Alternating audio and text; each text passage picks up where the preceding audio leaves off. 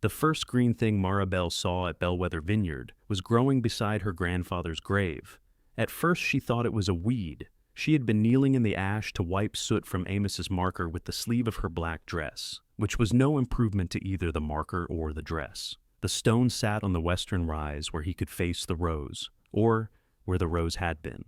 Below her, 47 acres of burned vines leaned against melted wire, black and twisted as handwriting no one could read. Then the color caught her eye. A shoot, no longer than her little finger, had pushed through the gray crust near the base of an old vine. Its two leaves were still folded, glossy and indecently green. Mara touched the dirt beside it, not the shoot. She knew better than that. In her truck, tucked inside the glove compartment, was Celeste's offer to buy the ruined acreage for less than Mara owed on her hospital bills. In the ground before her was Amos Bell, who had left her every scorched inch of it. "You could have just said you were still mad," Mara whispered. Wind moved over the hill, carrying the smell that rain had not managed to wash away. The chute trembled beside his marker. 3 days earlier, the family had buried Amos under a clean blue sky. The weather offended Mara. She had wanted clouds at least, something heavy and low enough to acknowledge that the man had spent 81 years arguing with this particular piece of earth and was now being lowered into it. Instead, sunlight flashed against the folding chairs. The minister squinted through his prayer, and 2 hawks circled over the burned vineyard as if waiting for everyone to leave. The funeral was held on the intact lawn behind the farmhouse because Celeste said the church would feel impersonal. Celeste had also ordered 60 white chairs, catered sandwiches, and a framed photograph of Amos from 20 years earlier, before age softened his face and took most of his hair. In the picture, he held a glass of Cabernet up to the light, as though personally inspecting the blood of Christ. He hated that photograph, Mara said. Grant, standing beside her, glanced at the easel. He hated all photographs. He said that one made him look constipated. Grant's mouth twitched before he caught himself. He was 34 and built like the former college rower he mentioned whenever anyone accused him of avoiding physical work. His suit fit beautifully. His shoes were already dusty. "Maybe don't tell Aunt Bev that," he said. She brought the frame. "Then definitely don't tell her he called her Bavo." This time Grant let out one small laugh. It surprised both of them. Celeste turned from across the lawn. She did not glare. Celeste Bell had perfected a look far more effective than glaring, a calm tightening around the eyes that made other people feel they had brought grocery store wine to a serious dinner. Grant straightened. Mara looked back at the casket. She had come directly from a night shift at North Valley Medical. Her black dress had spent 4 years at the back of her closet and now pinched under the arms. There was a pale line across one shoe where she had tried to cover a scuff with permanent marker. Her lunch bag sat behind the driver's seat of Amos's pickup, with half a turkey sandwich and 2 leaking ice packs inside. She could feel Celeste noticing all of it. The minister invited anyone who wished to share a memory. Aunt Bev spoke about Amos teaching her to drive a tractor. One of the former tasting room managers described the time he opened a rare bottle for a couple celebrating their 50th anniversary, then charged them $12 because free wine makes people suspicious. Luis Mendoza stood near the last row of chairs with his hat in his hands, but he did not speak. Mara kept waiting for Celeste to look at her. She didn't. So Mara listened as people described a man who loved old jazz, hated seedless grapes, and could predict rain from the ache in his left knee. All of it was true. None of it was the truth she carried. Amos asleep in his recliner, with a bowl of soup untouched beside him. Amos pretending not to need help buttoning his cuff. Amos, after the fire, sitting in Mara's truck and staring through the windshield while sparks climbed behind them. "Don't turn around," she had told him. He had turned around. At the grave, Celeste placed a red rose on the casket. Her younger son, Colin, followed with another. Grant dropped a folded handkerchief, which was either accidental or the most honest offering anyone made. Mara had nothing in her hands. She pressed 2 fingers to the wooden lid before it descended. The night before Amos died, he had awakened at 2 in the morning and asked her whether the north pump was running. "There is no north pump anymore," she had said. His eyes remained closed. That wasn't the question. She told him yes. It was the last lie she ever gave him. After the service, people moved toward the farmhouse, where tables had been arranged beneath the sycamores. The house had survived because the fire crew held the line at the gravel drive. Its white siding looked almost rude against the black hills. Mara waited until most of the guests had gone ahead. She wanted one quiet minute by the grave, but Celeste appeared at her elbow, carrying 2 empty water bottles and a paper program. "You should eat," she said. "I will. There's turkey, roast beef, and something they insist is grilled vegetable." "That sounds threatening." Celeste almost smiled. For one second she looked like the aunt who used to paint Mara's toenails at the kitchen table, blowing on each one as if cooling soup. Then her gaze dropped to Mara's shoes. "You came from work?" "I changed in the parking lot." "You could have taken the night off." "I did take the night off. Last night." Celeste crushed one of the bottles slightly, then stopped and smoothed the label with her thumb. "I'm not criticizing you. You're talented enough to do it by accident." Mara. There it was. Not anger exactly. Exhaustion with a familiar shape. Celeste looked toward the grave. "I was his daughter for 58 years. You weren't the only person who lost him." "I know. Do you?" Mara watched Grant catch Colin by the elbow before he backed into the photograph of Amos. Colin was talking with his hands, a drink already balanced in one of them. "I didn't say I was. You don't have to say things. You walk around looking as if everyone failed a test you never told us we were taking." The remark landed because Amos had once said almost the same thing about Celeste. Mara took the flattened bottle from her and added it to the other. "I'll recycle these." Celeste exhaled through her nose. "The estate meeting is Tuesday at 10. Peter wants everyone present. I work Tuesday, then switch." The easy command scraped against something raw. Celeste must have seen it happen because her voice softened. "There are practical matters. We need to get through them without making everything harder than it already is." Mara looked past her to the burned rose. The vineyard still gave off a bitter smell when the ground warmed, a mixture of wet charcoal, spoiled fruit, and melted plastic. Amos had called it Bellwether, even though the original family name was Bell, and there had never been a weather vane on the property. He liked the extra syllable, said it gave the grapes confidence. "What could possibly be hard now?" Mara asked. On Tuesday morning, the family gathered in the dining room beneath a chandelier Amos had always claimed was too fancy for people who ate beans from the pot. Peter Shaw, the family attorney, arranged his papers at one end of the table. He had known Amos for 40 years and wore the cautious expression of a man approaching a dog that had bitten him before. Mara arrived 6 minutes late with damp hair and a paper cup of gas station coffee. The pickup had stalled twice on the county road. No one asked. Celeste sat nearest Peter with a yellow legal pad in front of her. Grant and Colin occupied opposite sides of the table, both pretending not to care who had been given the better seat. "You made it," Celeste said. "Hospital released me for good behavior." Colin looked at her coffee. "That stuff will put you back in. Then I'll get the employee discount." Peter cleared his throat before the room could become almost friendly. The estate was less grand than family gossip had made it. There were accounts, but the fire in Amos's final year of medical care had eaten deeply into them. Celeste received the farmhouse and its immediate grounds, along with the remaining cash after expenses. The lake cabin went jointly to Grant and Colin, which made both men sit straighter for different reasons. Grant received Amos's restored 1956 tractor and the flatbed. Colin got the old bottling equipment, several antiques, and the Jeep. "The pickup?" Mara asked. Peter checked the page, included among the vehicles passing to Grant. Grant turned toward her. "I thought it was part of the farm. It was Grandpa's." "Yes, which is why I thought, let him finish," Celeste said. Peter removed his glasses, cleaned them, and put them back on without improving anyone's view of what came next. To Mara Bell, Amos leaves the vineyard acreage in Parcel 7, consisting of approximately 47 acres, together with all vines, trellising, irrigation infrastructure, and permanent improvements situated within those boundaries. Silence held for a beat. Then Colin said, "The burned part?" Celeste's pen stopped. Peter continued reading, but Mara heard only pieces. Taxes due, transfer, existing condition, no warranty, a phrase so absurd she nearly laughed. She looked through the dining room windows. Beyond the lawn, black rows descended toward the road. The pump house was a concrete shell. The storage barn had collapsed inward. Somewhere below the rise lay miles of irrigation, tubing melted into the soil.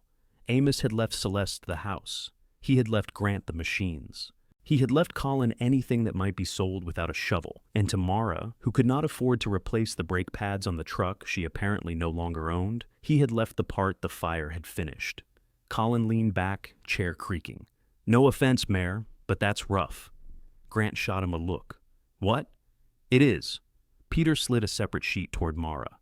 "The parcel includes the family burial plot on the western rise, in accordance with your grandfather's recorded request." Of course it did. Even dead, Amos had found a way to make leaving complicated. Celeste reached across and covered Mara's hand. Her palm was cool and dry. "You don't have to decide anything today," she said. Mara looked at her aunt's fingers resting over hers. The gesture was gentle. The relief behind it was not. "Decide what? What to do with it?" "It sounds like Grandpa decided." Celeste withdrew her hand. "Land carries expenses, Mara. So do chandeliers." Grant looked down quickly. Celeste's jaw tightened. "I'm trying to help." Peter began explaining the transfer process, but the family's attention had already fractured into possession. Colin wanted to know whether the bottling equipment could be moved before the estate closed. Grant asked for the tractor keys. Celeste made a note about changing the farmhouse insurance. Their questions overlapped until Amos's life sounded like a yard sale with better vocabulary. Mara stood. "Where are you going?" Celeste asked. "To work. We aren't finished. I think Grandpa is." Outside, the pickup started on the third attempt. Grant came down the steps before she could pull away. He knocked on the window, and she lowered it by hand. "I'm not taking the truck," he said. "You already did. You know what I mean." She waited. He rubbed the back of his neck. "Use it for now, until you figure things out." The words were meant kindly. For now, still lodged under her ribs. Mara nodded once and drove away. Celeste's purchase offer arrived the following morning. It was not insulting if measured against what burned agricultural land could cost someone with no capital. That was how Celeste explained it over the phone. The hospitality group interested in the surrounding property might eventually restore portions of the vineyard, or they might build cottages, or they might preserve the ridge. Nothing was settled. Celeste was offering Mara a clean exit before taxes and cleanup swallowed her. "A clean exit from what?" Mara asked. There was a pause. "From a burden you never asked for." Mara stared at the hospital vending machine, while a packet of crackers hung from its metal coil, refusing to fall. "He asked me to take it. He left it to you. That isn't always the same thing." The crackers dropped without warning. That afternoon, still wearing her black dress from a memorial visit she had not intended to make, Mara drove to Bellwether and parked below the western rise. She walked past dead vines that stained her fingers when she touched them. At Amos's marker, she wiped the soot from his name and told him exactly what she thought of his judgment, his timing, and his habit of mistaking hardship for character building. Then she saw the green shoot. Now, kneeling beside it, Mara followed the charred trunk down to the soil. She scraped gently with one fingernail until black bark gave way to a thin line of damp green beneath. Alive. Not healthy, not safe, not enough. Alive. Mara sat back on her heels. Far below, the vineyard spread toward the road, ruin beyond anything one small shoot could answer for. One season, she told Amos, the wind moved the folded leaves. One. And if this kills me, I'm haunting you somewhere with no grapes. She took Celeste's offer from the glove compartment, folded it twice, and tucked it beneath the loose stone at the base of the marker. Then she went looking for water. The nearest working spigot was attached to the farmhouse. Mara found an empty gallon jug behind the pickup seat, rinsed out the stale coffee smell, and carried it across the lawn. She was halfway to the faucet when Celeste opened the back door. Her aunt had changed out of funeral black. She wore jeans, loafers, and one of Amos's old work shirts with the sleeves rolled precisely to her elbows. The shirt unsettled Mara more than the purchase offer had. "What are you doing?" "Stealing water." "I can see that. That saves time." Celeste stepped onto the porch. "You could have knocked." "I didn't know I needed an appointment with the hose." "You don't. I'm asking why you're here in your funeral dress, filling a jug from my house." Mara set the jug beneath the faucet. The pipe knocked when she turned the handle. Brown water coughed out first, then ran clear. "There's something alive near Grandpa's grave." Celeste looked toward the western rise, shading her eyes. "A snake? A vine?" After a moment, Celeste came down the steps.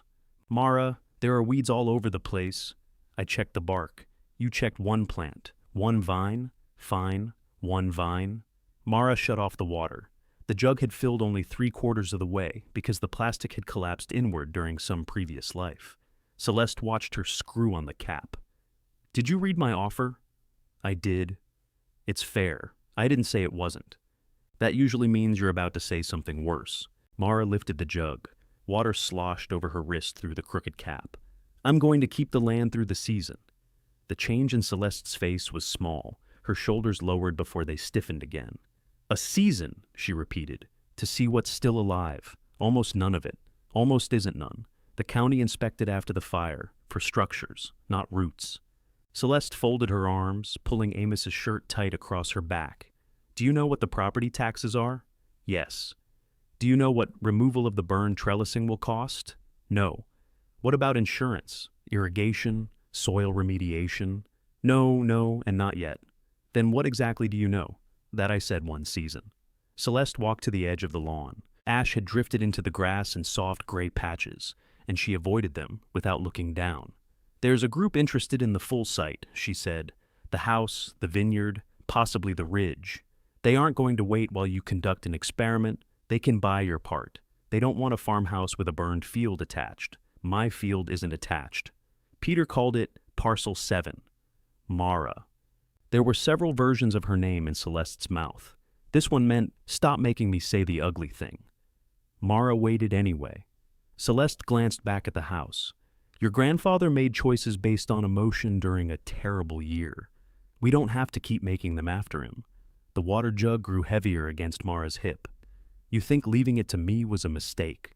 I think leaving you an expense was not the kindness he imagined. He didn't confuse hard things with unkind things. He did it constantly. That answer came too fast to be strategic. For a moment, neither woman moved. Mara remembered Celeste at 29, laughing with her shoes off during a harvest dinner. She remembered Amos criticizing the way she held pruning shears until she threw them into the dirt and walked home. Love at Bellwether had always come with instruction. Celeste rubbed her forehead. Take a week. Talk to someone who knows land values. Don't turn this into a test of whether you loved him. I'm not. You have his exact look on your face. What look? The one that cost everyone around him a great deal of time. Mara carried the water back up the rise. She dug a shallow basin around the green chute with her fingers and poured slowly, stopping whenever water began to run off the baked soil. When the jug was empty, the darkened earth formed a small circle among the ash. It looked ridiculous. So did a pulse on a hospital monitor, if you ignored the body around it.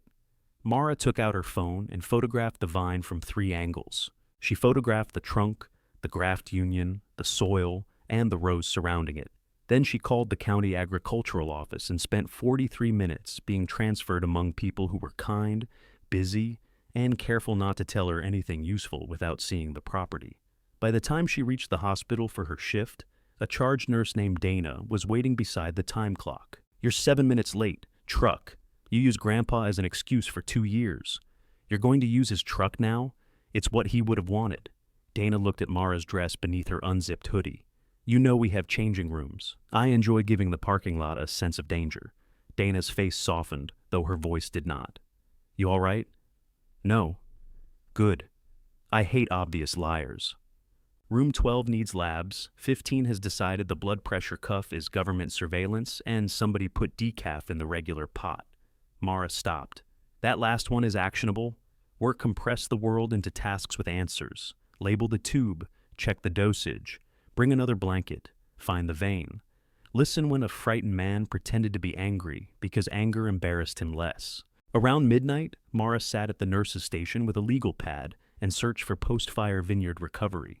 The photographs online were both encouraging and cruel. Green shoots emerged from scorched trunks. Entire blocks were removed after smoke damage. Growers debated whether heat had killed roots below the surface.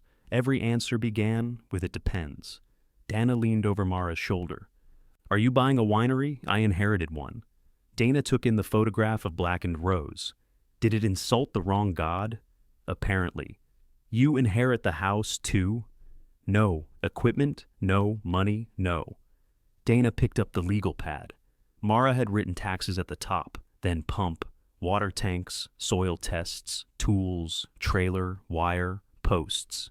The word money appeared 3 times along the margin, circled more aggressively each time.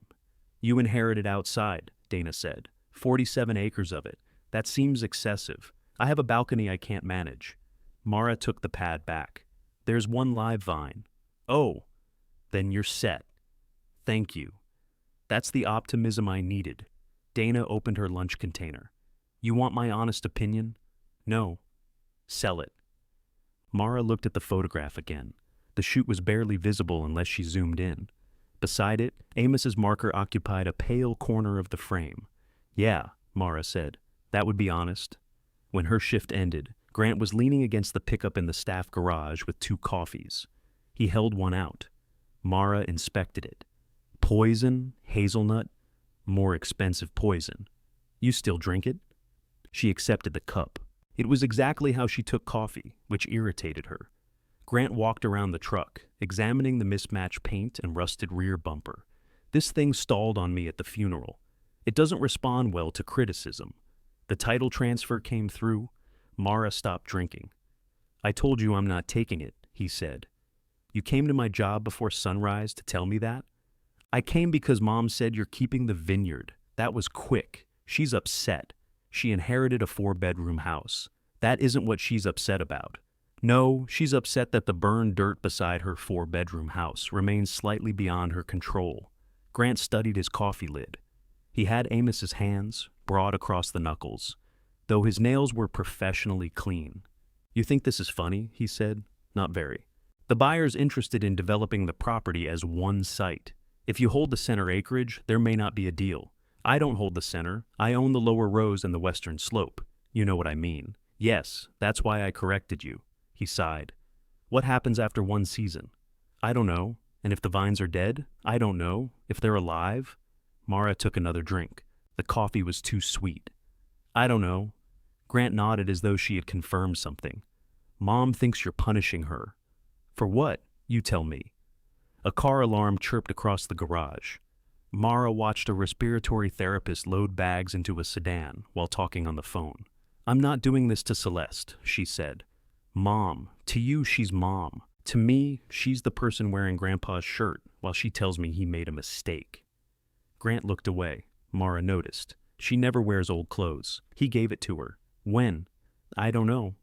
Before. Before could hold an entire lifetime if nobody pressed it. Grant pulled an envelope from his jacket and handed it to her. Inside was a temporary registration for the pickup and an insurance card with his name above hers. I added you as a driver, he said. You can use it until October, until the season is over. I need a date for the insurer. You could transfer it to me. I could also sell it. It's worth more than you think. So are my kidneys, but I'm using them. I'm trying to help you. The family motto, apparently. Mara gave the envelope back. Keep that somewhere safe. You need it in the truck. It's your truck. Mara, don't be childish. The word struck so cleanly she almost admired it. She held out the coffee. Take this too. Oh, come on. You can't give me permission to rely on something and call that generosity. I drove 40 minutes to make sure you could keep using it. Until October. Yes, until October. Because I'm allowed to need time to decide what to do with something I own. Mara put the coffee on the concrete beside his shoe. Now you understand. She walked toward the bus stop before he could answer.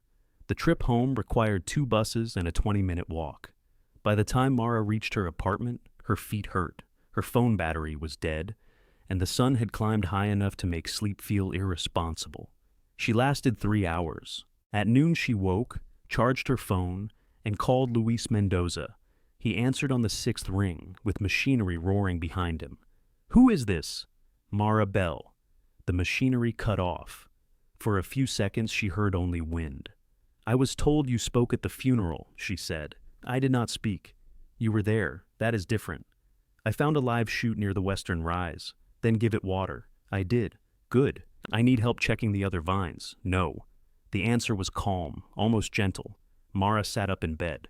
No, they're dead. No, I will not help you check them. Can I ask why? You just did. Can I ask again in a more irritating way? Luis breathed out. It might have been a laugh, but she could not trust the connection. Your grandfather and I did not finish well, he said. I'm beginning to think he specialized in that. He told people my grafting method failed. It did not fail. He wanted the block replanted his way. I'm sorry. You did not do it. Then you can punish him by teaching me everything he was wrong about. This time the sound was definitely a laugh, brief and unwilling. No, Louise said again. Sell the ground, Mara. It is hard enough to grow grapes when the vines are alive. He ended the call. Mara stared at the phone. Then she opened a map, found Mendoza Family Vineyards 12 miles south of Bellwether, and checked the bus route. There wasn't one. By late afternoon, Grant had left 2 messages. Mara ignored both and ordered a rideshare she could not afford. She carried Amos's pruning knife in her pocket and the photographs on her phone. The driver dropped her at a long gravel road between rows of healthy vines, each one green, straight, and offensive. A hand-painted sign read, Mendoza Family Vineyards. Beneath it, someone had added, no wine tasting without appointment. Mara walked past the sign. Halfway up the road, an older man in a straw hat stepped out from behind a tractor. He watched her approach without surprise. You said no, Mara called. Luis wiped his hands on a red cloth. And yet, here you are. My grandfather said that was my worst quality. No? Luis looked at her for a long moment. He said it was your best one. He turned the tractor back on before she could ask when. The tractor moved 20 feet before Luis stopped it again. He climbed down, walked to a vine, and began clipping leaves into a white bucket. Mara remained in the road. When that failed to trouble him, she stepped into the row. I paid $38 to annoy you in person, she said. Then you should annoy me for at least an hour. Good, I packed a lunch. You did not. No? Luis dropped another leaf into the bucket. He was lean beneath his work shirt, his brown face cut with deep lines that made him appear stern even when his eyes were amused. Mara remembered him younger, playing cards in Amos's kitchen after harvest. He and Amos had argued about everything from pruning height to whether Willie Nelson could sing. Then Luis had stopped coming. He held up a leaf. What is wrong with this? Mara took it, yellowing feathered outward from the veins. I don't know. You grew up on a vineyard. I also grew up with plumbing. I can't fix a toilet. Your grandfather taught you. How to fix a toilet? Luis stared at her. Potassium deficiency, she said. Maybe. Maybe is not an answer. It is when you're trying not to lie. He took the leaf back. Magnesium. Potassium burns first along the edges. That was going to be my second guess. You only get one crop. He resumed cutting. Mara followed him through the row. The vines were heavy with tight green clusters, weeks from changing color. Workers moved in the distance, their voices occasionally rising over the machinery. Luis handed her another leaf. Sunburn, she said. Leafhopper, a third, powdery mildew, dust. I'm doing well. You are trying to tell me you can restore 47 acres, and you cannot identify dirt. I'm trying to find out whether restoration is possible. Different question, is it? Luis dropped his clippers into the bucket. What did Amos teach you about fire, to get out before he did? The humor left his face. Mara looked down the row. He said rootstock could survive if the heat moved fast. That you don't judge by the canopy. You scrape the trunk above and below the graft, then wait for basal growth. What else? Water carefully. Damaged roots can't use what they used before. And cut away dead wood. When? Mara hesitated. Luis nodded as if she had answered. That is why I said sell. She handed him back the dusty leaf. When? Not until you know where the living wood ends. Prune too early, you make a dead vineyard look clean. You learn nothing. How long? Depends. Everyone says that. Because everyone wants nature to sign a contract. He bent, picked up the bucket, and headed toward a low metal building. Mara followed. How do I check 47 acres by myself? You do not. That's not helpful. It is accurate. Inside, the building smelled of fertilizer, warm metal, and coffee. Luis set the leaves on a workbench beside several paper bags labeled in black marker. He pulled a knife from his pocket. It was smaller than Amos's pruning knife and sharpened nearly to a point. Show me yours. Mara took Amos's knife from her pocket. Luis's gaze rested on its worn wooden handle. He let you keep that? I took it when we evacuated. You stole it. The fire had a competing claim. He held out his hand. She gave it to him. The blade was dull. Luis tested it against his thumbnail, made a dissatisfied sound, and reached for a sharpening stone. He asked about you, Mara said. Luis drew the blade across the stone. People ask about weather. It does not mean they like it. After the fire, he asked if your south blocks made it. All but 6 acres. I told him he should call you. He knew my number. He said you knew his. Luis turned the blade and sharpened the other side. That sounds like Amos. What happened between you? I told you. You said he criticized your grafting method. He criticized it at a growers' meeting while using the same method in his eastern rows. That also sounds like Amos. He could not bear to receive knowledge without making it his own. Mara watched the steady movement of Luis's hands. Did you tell him that?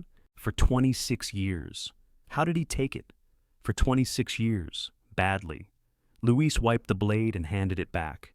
The edge caught the overhead light. Start beside the chute you found, he said. Move downhill, one row at a time.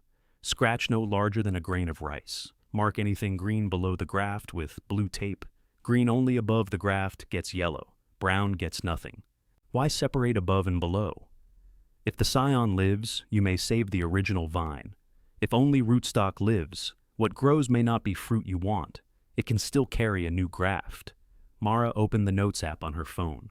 You have water? He asked. 1-gallon jug. Luis closed his eyes. It was a big jug. You need a tank. I need money. No, money buys a tank. You need a tank. Do you have one? Yes. Can I borrow it? No. She looked at him. He looked back. Do you know anyone selling one cheaply? She asked. No. Do you know anyone giving one away to a grieving woman with no common sense? Many grieving women. All of them have more sense. Luis picked up his clippers. There is a man near Woodland with used food-grade totes. Do not buy anything that carried industrial chemicals. Do not believe him when he says a smell will rinse out. Do not pay more than $60. How do I get it to Bellwether? You inherited a truck, temporarily. That means yes, not today. Luis glanced toward the long road she had walked up. How are you going home? I'm going to Bellwether. That was not my question. Expensively? His mouth tightened. He took out his phone. I can call a ride. I am calling one. No one has ever needed help as loudly as you. He spoke in Spanish to someone named Rafael, then ended the call. My foreman will take you when he goes north. Thank you. You can thank him. Are you coming to see the vineyard? No. But you'll answer questions? No. You answered several. I made a mistake. Rafael drove her to Bellwether in an old Ford that smelled of peppermint gum and motor oil. He declined gas money, accepted Mara's promise that she would return the favor, and gave her 3 phone numbers for used water tanks.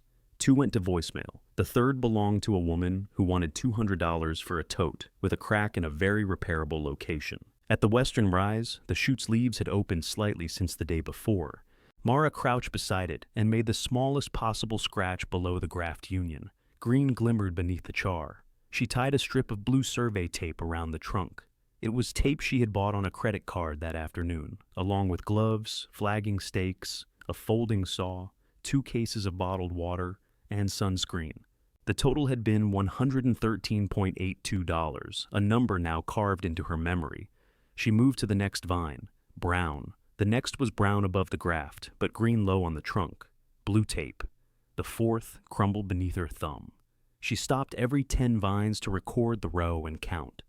Smoke residue coated her gloves. Dead bark slipped from the trunks in brittle plates. By dusk, she had inspected 63 vines and marked 11. The number should have encouraged her. Instead, every blue strip seemed lonely. Her phone rang while she was checking the 64th. Where is the truck? Grant asked. Good evening to you too. I'm at your apartment. That's unsettling. You left the coffee in a parking garage. You came to claim your vehicle. I simplified things. I came to give you the registration. Same noun. Grant made a sound as if he were pressing his fingers into his eyes. I have a meeting tomorrow. I can't spend another morning chasing you. Then don't. You need transportation. I'm aware. How are you getting to work? Bus? From the vineyard? Mara looked toward the farmhouse. Warm light filled the kitchen windows. Through them, she could see Celeste moving from counter to table with a dish towel over her shoulder. I'll figure it out. Why are you like this? Genetics. Fine. I'll leave the truck where it is. The keys are under your mat. You have a copy of my apartment key? Grandpa did. The image struck her with strange force. Amos, standing outside her apartment, impatiently fitting a key into the lock while she lay sick with the flu. She had forgotten giving it to him. Grandpa's keys belonged to the estate, Grant added. Mom gave them to me. Of course she had. Mara tightened the blue tape around another living trunk. I don't want the truck under these terms. What terms? That I own it? That you can take it whenever you need? To remind me I don't, I said. Until October. I heard you. You're turning a favor into an insult. You're turning control into a favor. Silence. The light in Celeste's kitchen went out. Grant's voice changed when he spoke again, some of the Polish worn off. Not everything is about controlling you, Mara. Sometimes people put dates on things because they don't trust you to stop. She stared at the dark window. Stop what? This. Burning down your life to prove you can survive it. The line went dead before she could answer. Mara remained crouched between the rows. The workday caught up with her all at once. The night shift, the buses, the rideshare, the sun. Her hands shook when she tried to stand. She had eaten half a vending machine sandwich 15 hours earlier. The 2 cases of water sat at the bottom of the rise because she had been too tired to carry them up. She walked to the grave and pulled Celeste's folded offer from beneath the loose stone. The paper was damp along one edge. She opened it on Amos's marker and read the number again. It would clear her hospital debt. Leave enough to repair her car, if her car ever returned from the transmission shop. Maybe pay first and last month on an apartment farther from the highway, one where the bedroom window did not rattle when trucks passed. Below the number, Celeste had written in neat blue ink, I want you to have a chance to begin without debt. Mara read the sentence twice. Then she folded the offer, put it back beneath the stone, and checked 20 more vines by the light on her phone. 9 were alive. The following morning, Celeste had the locks changed on the farmhouse and office. Mara learned this when she walked across the lawn to look for the old block maps. Her key entered the office door but would not turn. Celeste opened the kitchen window above her. I need the Vineyard records, Mara called. Those records are in my building. They're records for my land, they're Amos's business files, and Peter advised me not to let original estate documents leave the house. I don't need estate documents. I need planting dates, rootstocks, and irrigation maps. I'll look. When? When I have time. Mara stepped back from the door. You changed every lock because I took a gallon of water? I changed the locks because ownership changed. You could have told me. I just did. The kitchen window slid shut. Mara stood on the porch with Amos's key in her hand. Through the glass, Celeste leaned against the sink and covered her mouth. It was the first time Mara had seen her aunt look less victorious than frightened. She walked back to the burned rows before either of them could make use of it. The pump house crouched at the bottom of the slope, its roof gone and concrete walls smoke-stained. Inside, the electrical panel had melted into a black lump. A metal service tag remained screwed to the pump casing beneath the damage. Shaw Pump Well. Below it, in faded marker, someone had written Eli and a phone number. Mara traced the name with one dirty glove. She had not spoken to Eli Shaw in 6 years. She entered the number anyway. A man answered on the second ring. Shaw Pump. Do you still make people sing before you give estimates? There was a pause. Then Eli said, Mara Bell? Behind his surprise, she heard the exact laugh she remembered. She looked at the ruined pump. I need you to tell me something terrible, she said. That also sounds familiar. He cleared his throat. How terrible!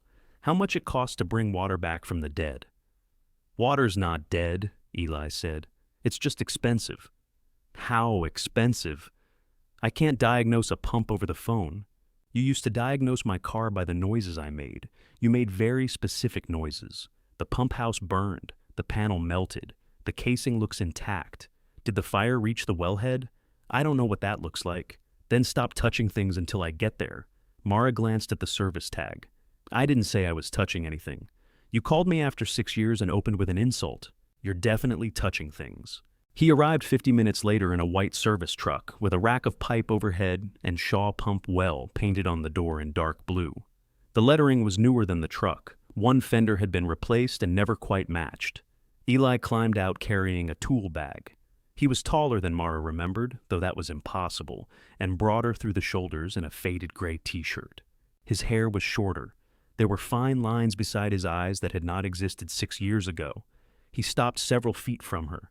You look terrible, he said. You look expensive. Still a nurse? Still a plumber? Pump technician. Plumber with acreage.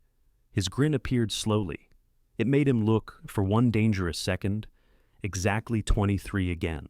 Then he took in the vineyard behind her, and the grin went away. I'm sorry about Amos.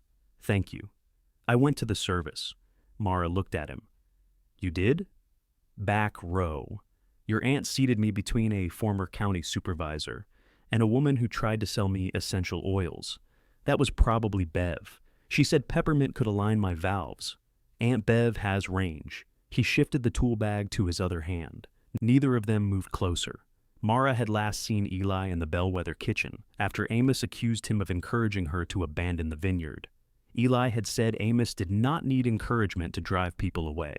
Mara, already packed to leave, had defended Amos simply because she could not bear to hear someone else say what she believed. Eli had walked out with a split lip after Amos's cabinet door caught him during the argument, though family memory had promoted the cabinet to a fist. Mara had intended to call him once she settled in Sacramento. Then, once she found a better apartment. Then, once enough time passed that the call would not require an explanation. Pump house is this way, she said. I remember. They walked downhill. Eli examined burned trunks as he passed, occasionally nudging debris with the toe of his boot. I heard Celeste got the house. News travels. My uncle handled the estate. Peter doesn't gossip. My father does. Peter tells him things like, I had a difficult meeting. Dad turns that into a 6-part radio drama. How is Martin? Stubborn, loud, offended by cholesterol. So, unchanged, mostly. At the pump house, Eli stopped Mara before she stepped inside. The concrete walls are stable, she said. You assess fire damage now? I watched 2 videos. Then I'm surprised the county hasn't hired you. He put on safety glasses and gloves, tested the doorway, and entered alone. Mara watched from outside while he photographed the panel and traced the supply line. He brushed ash from the pump casing, opened a metal cover, and used a meter at several points she could not see. Good news, he said. That was quick. It wasn't for you. I found my 10mm socket. He crouched beside the wellhead. Sweat darkened the back of his shirt. Mara looked away before he turned. Fire cooked the controls, he said. Wiring too. The motor may be gone. Probably is, but I can't test it safely until the electrical side is rebuilt. Pressure tanks finished, some of the main line could be usable underground. How much? For basic service to the closest blocks? New panel, controls, tank, labor. Assuming the motor survived, 4, maybe 5,000. And if it didn't, add 3. Mara sat on a broken cinder block. That's the terrible thing. That's the first terrible thing. He opened the tool bag and took out a pad. Your filters are ruined. Valves above ground are warped. I saw melted pulley all the way up the slope. Restoring the old system across the vineyard isn't a repair. It's a rebuild. Approximate total. No. Eli. No honest contractor gives a total before mapping the damage. Give me a dishonest one. He considered her. More than you have? That could be $70. Is it? 83. His eyes moved to the bottled water stacked outside the pump house. I can replace the electrical work and tank at cost, he said. Labor free. If the motor's bad, I have a used 5-horse at the yard that might fit. No. Mara, write a real estimate. I just told you I'm offering. I heard you. It's my time. It's my pump. Those 2 things usually meet in an invoice. Exactly. Eli sat back on his heels. You haven't changed. Neither have you. I have. I charge more, then write it down. He stared at her long enough to make the air uncomfortable. This isn't me buying a claim on you, he said. I didn't say it was. You didn't have to. The phrase so recently borrowed from Celeste made Mara flinch. Eli noticed. His anger cooled, but he did not retreat. Sometimes help is just help. Not in this family. I'm not your family. That's why I'd like to keep speaking to you. He looked toward the burned rose. Is that what we're doing? The question passed between them, carrying 6 years, a kitchen door, and every call she had never made. Mara picked up a flake of concrete and rubbed it between her fingers. Write a repayment plan, something I can actually meet. If you want to reduce the labor rate, reduce it. Don't erase it. You'd rather owe money than owe a person. Money keeps records. People do too. Then you understand. Eli stood and brushed off his knees. I'll write both numbers, full rate and the rate I'm willing to accept.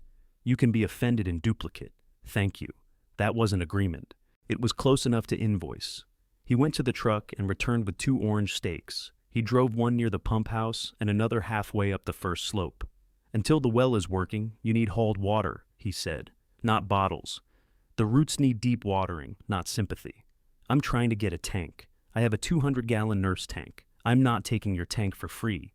I'm not lending it to you. The frame needs welding, and I don't trust that truck you're pretending not to use." "How do you know about the truck?" "Grant called me." "Grant called you?" "He wanted to know whether you were here. Said you left the pickup in the hospital garage like a protest." "It was a protest. Then it was extremely inconvenient and poorly attended." The pickup appeared at the top of the slope before Mara could answer. Grant drove it down the service lane, followed by Colin in the Jeep. Dust rose around both vehicles. Grant parked beside Eli's truck.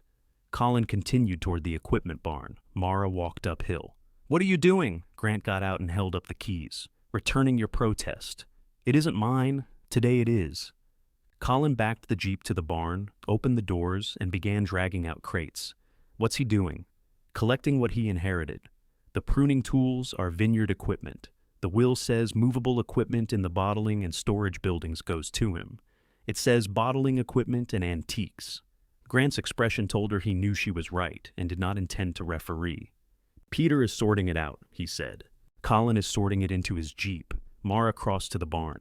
Colin had loaded 2 wine presses, a case of hand pruners, coiled hoses, and the portable generator Amos used during outages. "Leave the Vineyard tools," she said. Colin kept working. "Mom said anything from this building is part of the main estate. Mom doesn't own this building. It's on her side of the survey marker." The barn stood at the edge of the lawn, just above Mara's parcel. Amos had stored Vineyard tools wherever a roof did not leak, with no concern for future boarders. "Those pruners were used on my vines. They were used on Grandpa's vines, which are now my vines. Buy new ones." He lifted the generator. Mara grabbed the opposite handle. Colin looked at her. "Seriously? I need that to test the pump." Eli came up behind her. "No, you don't." She turned, not helping. "The generator can't safely power what's left of that panel." Colin pulled. "Can I have my property now?" Mara released the handle. The sudden shift made Colin stumble against the Jeep. "Careful," she said. "It's an antique." Grant covered his mouth with one hand. Colin shoved the generator into the cargo area. "You all think this is funny? That equipment is worth money." "So sell it," Mara said. "You've had an inheritance almost 48 hours. I'm sure it's exhausting." Colin slammed the hatch. "At least mine is worth something?" The words hung there. Grant stopped smiling. Eli looked down. Even Colin seemed to hear the cruelty after it left him. Mara picked up the 1 pair of pruners he had dropped. "You missed these?" Colin's face reddened. "Keep them." "Thank you. That wasn't close enough." He got into the Jeep and drove away. Grant handed Mara the pickup keys. "There's a registration copy above the visor. You don't have to speak to me to drive it." "How considerate." "I'm trying, Mara." "At what?" His mouth tightened. "October." He walked toward the farmhouse without answering. Eli watched him go. He always did think deadlines were a personality. He was student council president for 3 years. "I know. He fined me for unauthorized posters." "What posters?" "Vote Grant Bell." "Because he already bought the tie." Mara laughed before she could stop herself. The sound felt strange in the burned vineyard, but not wrong. Eli smiled, then pointed to the pickup.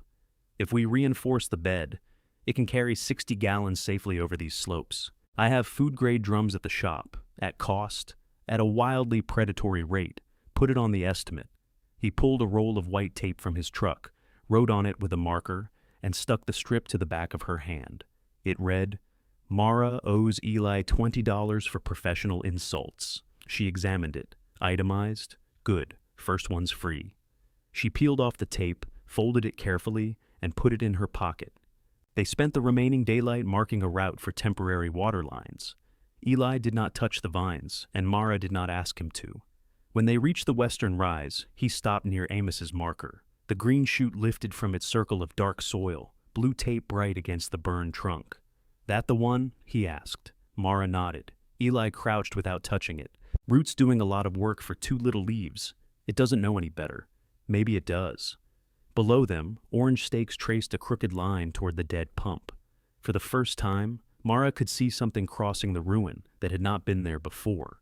It was not water yet. It was not a plan she could afford. But it had direction. The direction led first to a welding shop behind Eli's yard, where a man named Curtis examined the pickup bed and announced that Amos had apparently repaired it with prayer and roofing screws. He didn't pray, Mara said, then just roofing screws. Curtis cut out 2 rusted sections while Eli measured brackets for the water drums. Mara sat on an overturned bucket with her work schedule open on her phone and watched the estimate grow. The pump repairs, even at Eli's reduced labor rate, would cost more than 2 months of her take-home pay. The temporary hauling setup added another $460 if the pickup needed no surprises. Curtis had already found 3 surprises and was searching for a 4th with professional enthusiasm. Mara accepted every extra shift Dana texted. She worked nights, slept in pieces, and returned to Bellwether each afternoon with 60 gallons of water strapped behind the cab. Eli had installed a small transfer pump and 100 feet of hose, both used, both listed on an invoice so detailed it included the zip ties. The first time Mara drove up the western slope, water surged to the downhill side of the drums and pulled the truck sideways. She hit the brake. The rear tires slid 6 inches in the loose ash. Mara remained frozen behind the wheel, one hand on the gear shift. To her left, the hill dropped toward a row of burned vines. To her right, a blackened steel post waited at window height. Eli, walking ahead, came back slowly. "Don't get out," he said. "I wasn't planning to. Take your foot off the brake gently. That feels like advice from someone who wants my truck. Turn the wheel downhill. That feels worse. The back end needs to follow gravity instead of arguing with it. The truck comes from an argumentative family. Mara." She eased off the brake. The pickup shifted. Her stomach did the same. Eli guided her backward until the tires reached firmer ground, then opened the driver's door. "We fill the drums halfway from now on. That means twice the trips. That means the truck stays shiny side up. It's not shiny on any side." He leaned one arm on the open door. "You're trying to water everything. I marked 216 living vines. You marked signs of life. That doesn't mean every vine will recover. They need water before I can know. They need water you don't have." The words stung because they were practical. Mara looked through the windshield at the western rise. Blue and yellow tape fluttered among the black trunks. Her markings no longer looked lonely. They looked like requests. "I can make more trips," she said. "On 2 hours of sleep? 3. Luxury. I'm not asking you to do it. No, you prefer endangering yourself independently." He stepped back. Mara shut the door harder than necessary. That evening, she made 3 trips from a filling station Luis had arranged for her to use. She sent him a photograph of each inspected row with her counts. He replied only when she made a mistake. "Row 9, vine 14, looks brown. It was green under the bark. Then your photograph is bad." Helpful. "I said it was bad." Mara sent a close-up. 5 minutes later, Luis answered. "Yellow tape, not blue. Green is above graft." She changed the tape. By the end of the week, her hands had small cuts beneath the gloves and a permanent tremor after midnight. Dana caught her asleep in the employee break room with her forehead against a vending machine. "That's not a pillow," Dana said. "It's firm. It's refrigerated. That's why I chose it." Dana set a paper cup of soup beside her. "Drink." "I'm not sick. You're gray. I work nights. You look like something a night coughed up." Mara lifted the lid. Chicken broth. Too salty and perfect. Dana sat opposite her. "How's outside?" 289 possible survivors. "Out of?" Mara drank instead of answering. "Mara, several thousand?" Dana leaned back. "Oh, I haven't inspected half the property." "Is that good?" "It depends. Don't become one of those people." "Too late." Her phone buzzed. Celeste. Mara let it ring. Dana watched the screen. Family? Aunt? The house aunt? There's only one relevant aunt. Answer. If she's awful, I'll pretend there's an emergency. You enjoy pretending there are emergencies too much. I chose healthcare, Mara answered. Celeste did not bother with hello. Where are you? Work. There are hoses crossing the upper service road. One hose. It cannot remain there. It's rolled beside the pump house. It was across the road this afternoon, because water doesn't respond to shouting. Celeste lowered her voice, which was more threatening than raising it. I brought representatives from Holloway Ridge to view the property. One of them stepped in mud and nearly fell. Then the vineyard has already taught him something. You knew they were coming. I knew you were talking to someone. I didn't know strangers would be walking my land. We walked the boundary. The western rise is inside it. They wanted to see the view. Mara set down the soup. Dana made a questioning face. Mara shook her head. Next time, ask me, Mara said. I do not need permission to show people my home. You do to show them my field. It's not a field. It's a burned commercial site. To them, to anyone with eyes. Mara stared at the cinder block wall behind Dana. Someone had taped up a sign reminding staff that kindness costs nothing. An exhausted nurse had written, "Neither does silence," beneath it. What do they want to build? Mara asked. Nothing has been decided. What did they say? They see potential. That's developer for buildings. They restore historic properties. The vineyard identity is part of the appeal.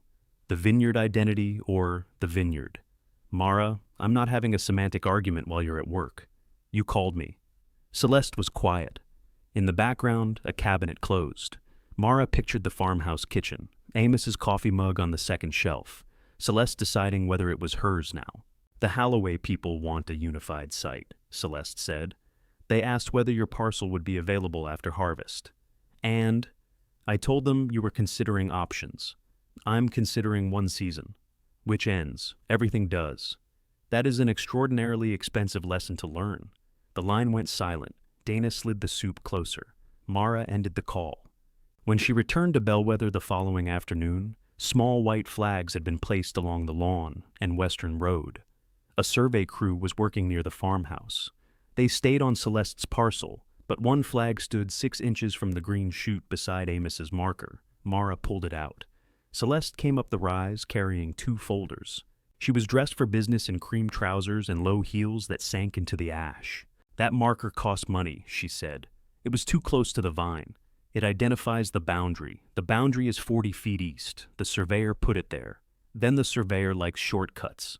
Celeste held out 1 folder, copies of the irrigation plans.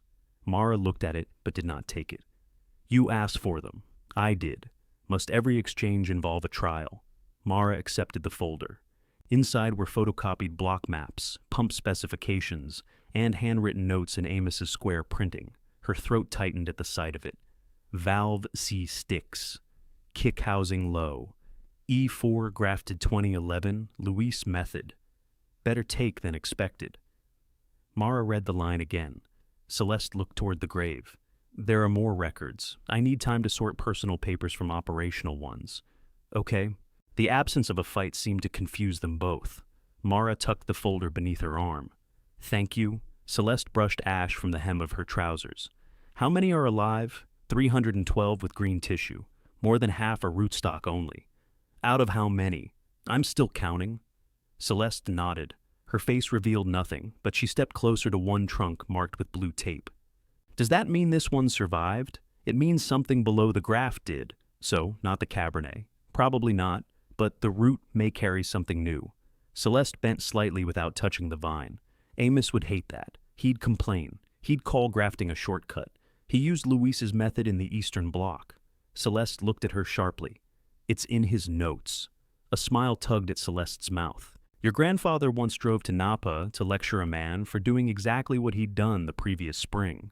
Luis mentioned that quality. He and Luis were friends before you were born. I know. No, I mean real friends. Before every conversation became a contest. Mara glanced at Celeste. What happened? The same thing that always happened. Dad needed to be right, and Luis needed him to admit he wasn't. Whose side were you on? I moved to San Jose. It was such an honest answer that Mara almost laughed. Celeste straightened. Holloway Ridge is returning next Thursday. I will tell them not to enter your parcel. Thank you. But I will not tell them the land is unavailable after the season. It is unavailable now. Now is not October. Grant's word, handed down.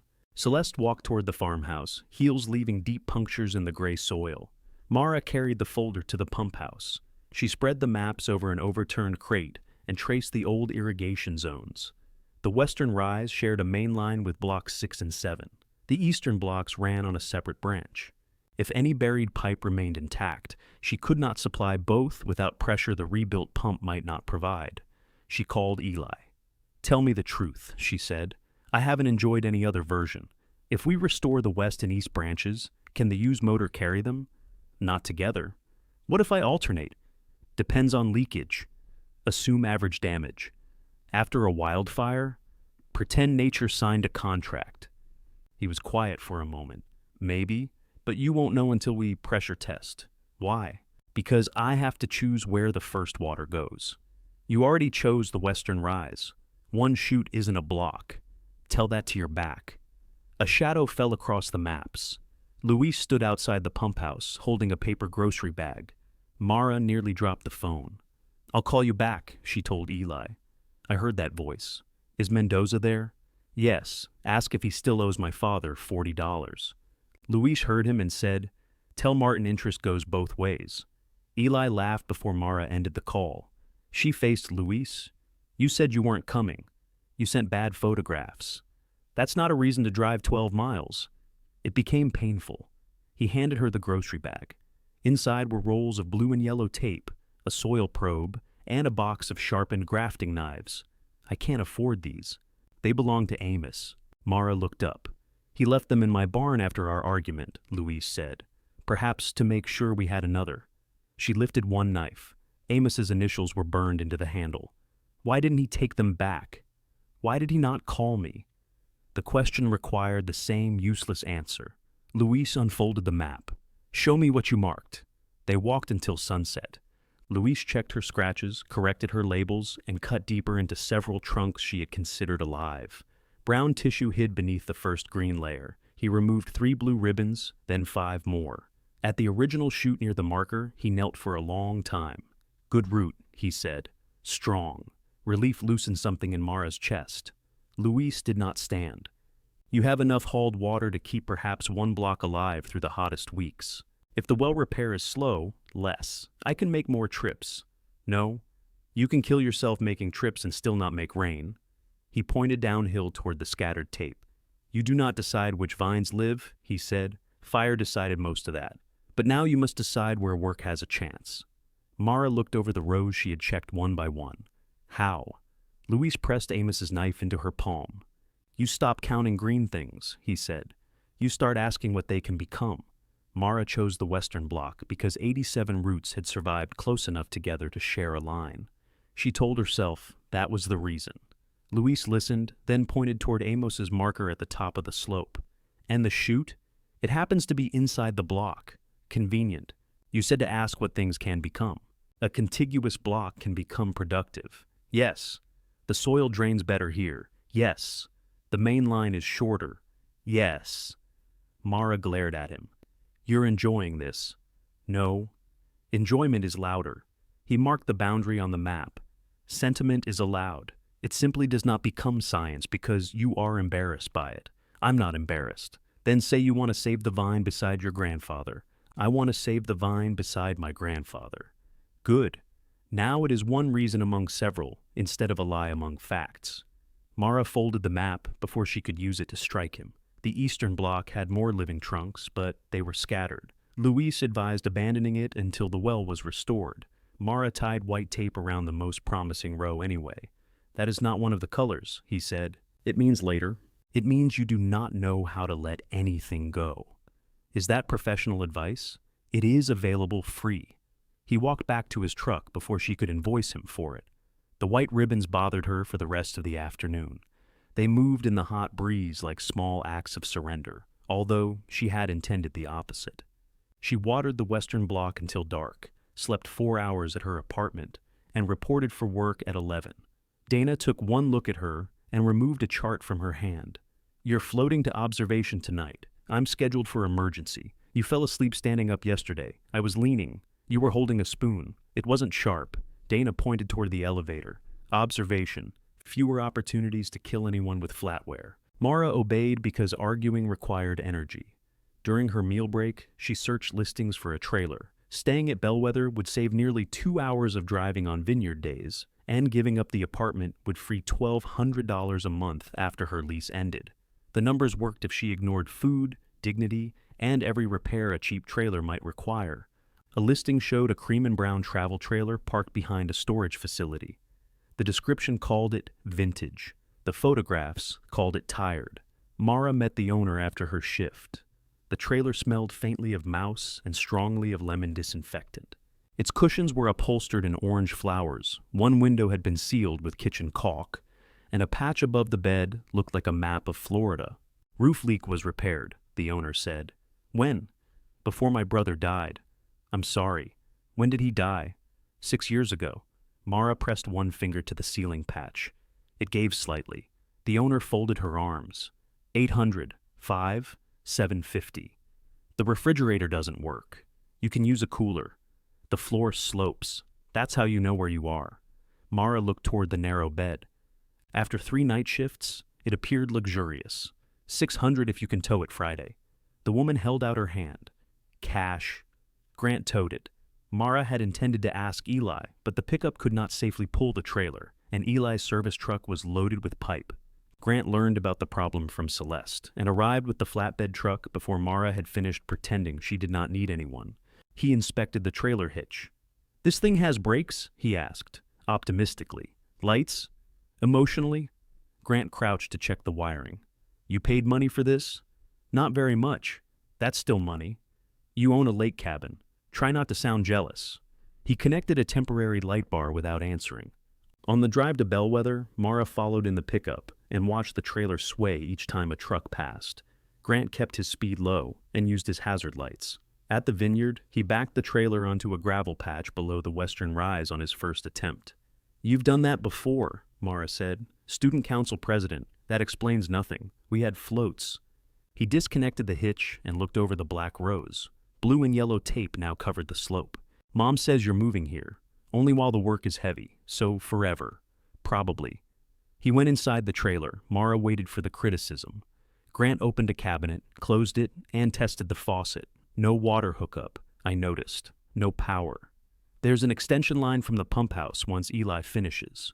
No sewage connection. It has a holding tank. That's not the same as a plan. Grant. He stepped back outside. I'm not saying don't do it. You're saying it smells like mouse. It smells like a mouse opened a lemonade stand. She laughed. Grant did too, but the ease disappeared when the farmhouse door closed uphill. Celeste stood on the porch watching them. Grant dusted his palms against his jeans. I should go. Of course. His face changed. What does that mean? Nothing. You use that word when you want someone to supply the accusation. Mara leaned against the trailer. You can help me as long as Mom doesn't see. I just drove a dead man's vacation trailer across 2 counties. It belonged to a dead man. It wasn't his vacation. You know what I mean. Yes.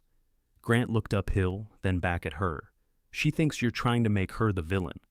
I'm trying to get a working toilet. Those can happen at the same time. Before Mara could answer, he got into the flatbed and left. Eli spent the next 9 days rebuilding the pump system. Mara assisted when she could, which mostly meant carrying tools, reading labels, and being told not to stand in water while holding electrical components. The original motor failed every test. Eli brought the used 5-horse from his yard and dismantled it on a folding table. Mara cleaned the housing while he replaced bearings. You really keep every broken thing, she said. It wasn't broken. It was retired. It had wasps. They were tenants. Were they paying? Better than you. He handed her the estimate before installing the motor. Full rate appeared at the top. His reduced figure appeared below it, along with 12 monthly payments and a final line stating that any additional repairs required written approval. Mara read every item. You added interest, she said. 3%. Why? You demanded a real repayment plan. I did. And because you're going to miss at least one payment. I won't. Then I'll buy coffee with the $28. She signed. Eli signed beneath her, then tore off the carbon copy. Now we're speaking, he asked, contractually. I've had warmer relationships with county inspectors. The pump came on at 4:17 in the afternoon. It coughed, shuddered, and sent brown water through the clear test pipe. Mara watched grit churn past until the stream ran clean. Eli checked the pressure gauge. Don't celebrate yet. I'm not. You're smiling. It's a medical condition. They opened the western branch. Water traveled through the buried line and burst from a split 30 yards uphill. Eli shut the valve while Mara marked the rupture. They dug until sunset, cut away the damaged section, and spliced in new pipe. The second test held. At the first row, water dripped from 3 emitters, then 6, then the entire line. Mara knelt and pressed her fingers into the darkening soil. Beside Amos's marker, the small chute held 4 open leaves.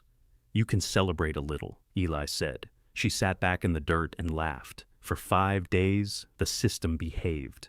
Mara checked every emitter before sleeping, and again before work. The western block received enough water to stabilize the new growth.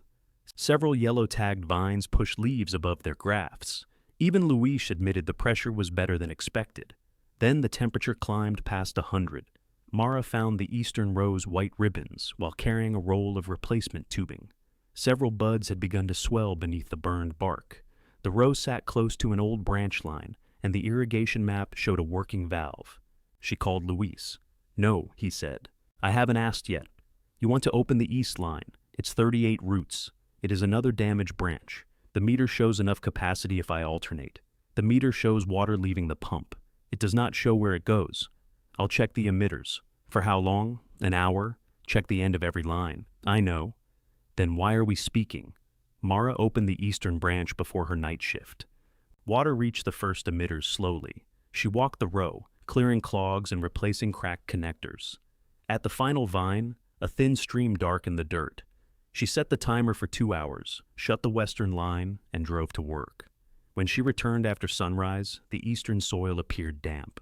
She slept in the trailer until noon, reopened the western branch, and repeated the switch that evening. For 4 days she alternated. The pressure gauge dipped each time the eastern branch ran, but the first rows received water. Mara assumed the old line needed time to fill. She checked the far end twice in darkness and felt moisture beneath the emitters. On the 5th morning, the trailer's water container ran dry while she was brushing her teeth. Mara stepped outside with foam still in her mouth and heard water moving where no water should be. Not dripping, rushing. She followed the sound past the eastern block, through waist-high dry grass to a depression below the service road. Water bubbled from the ground, turning ash into black paste. The buried branch had split. Mara ran to the pump house and closed the valve. When she returned to the eastern row, she dug beneath the last emitter. The top inch of soil was damp from the little water that had escaped the line. Below it, the earth crumbled hot and dry through her fingers. Leaves she had seen unfolding 2 days before now curled against the trunks. She scratched one vine. Brown. She moved to the next. Brown again. At the 23rd vine, she stopped counting. Luis arrived while she was sitting at the end of the row with her back against a charred post. He did not ask what happened. He walked the line, cut into several trunks, and shut his knife. "Maybe some roots," Mara said. Luis removed one white ribbon. "Maybe. I checked the emitters." "You checked in the dark. I felt water. You wanted to feel water." The distinction was unbearable. Mara looked toward the western rise. "I thought I could carry both." Luis sat in the dirt beside her, slower than he would have a few years earlier. "So did Amos," he said. "That isn't comforting. It is not meant to be." He handed her the ribbon he had removed. "You lost a row," he said. "Do not lose the lesson, because you are busy punishing yourself." Mara wound the white tape around her fingers until they hurt. Across the vineyard, the western leaves moved in the heat. The green chute beside Amos's marker was too far away to see. For the first time since she had found it, Mara understood that keeping one thing alive might require allowing another thing to remain dead. The dead row had to come out. Luis did not tell Mara this while she was sitting beside it.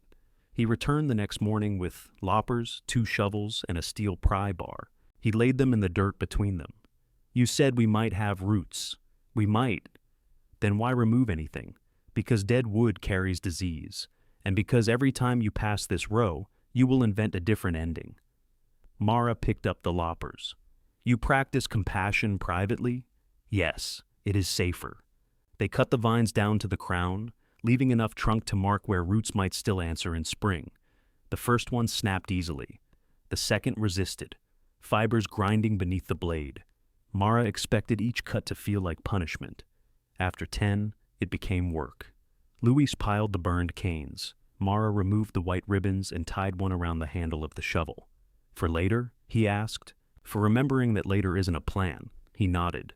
At the broken eastern main line, Eli exposed the split and waited for Mara to decide. I can splice it, he said. But if you open the branch again, you'll keep chasing leaks. Cap it. He looked up from the trench. Cap the whole east branch, she said.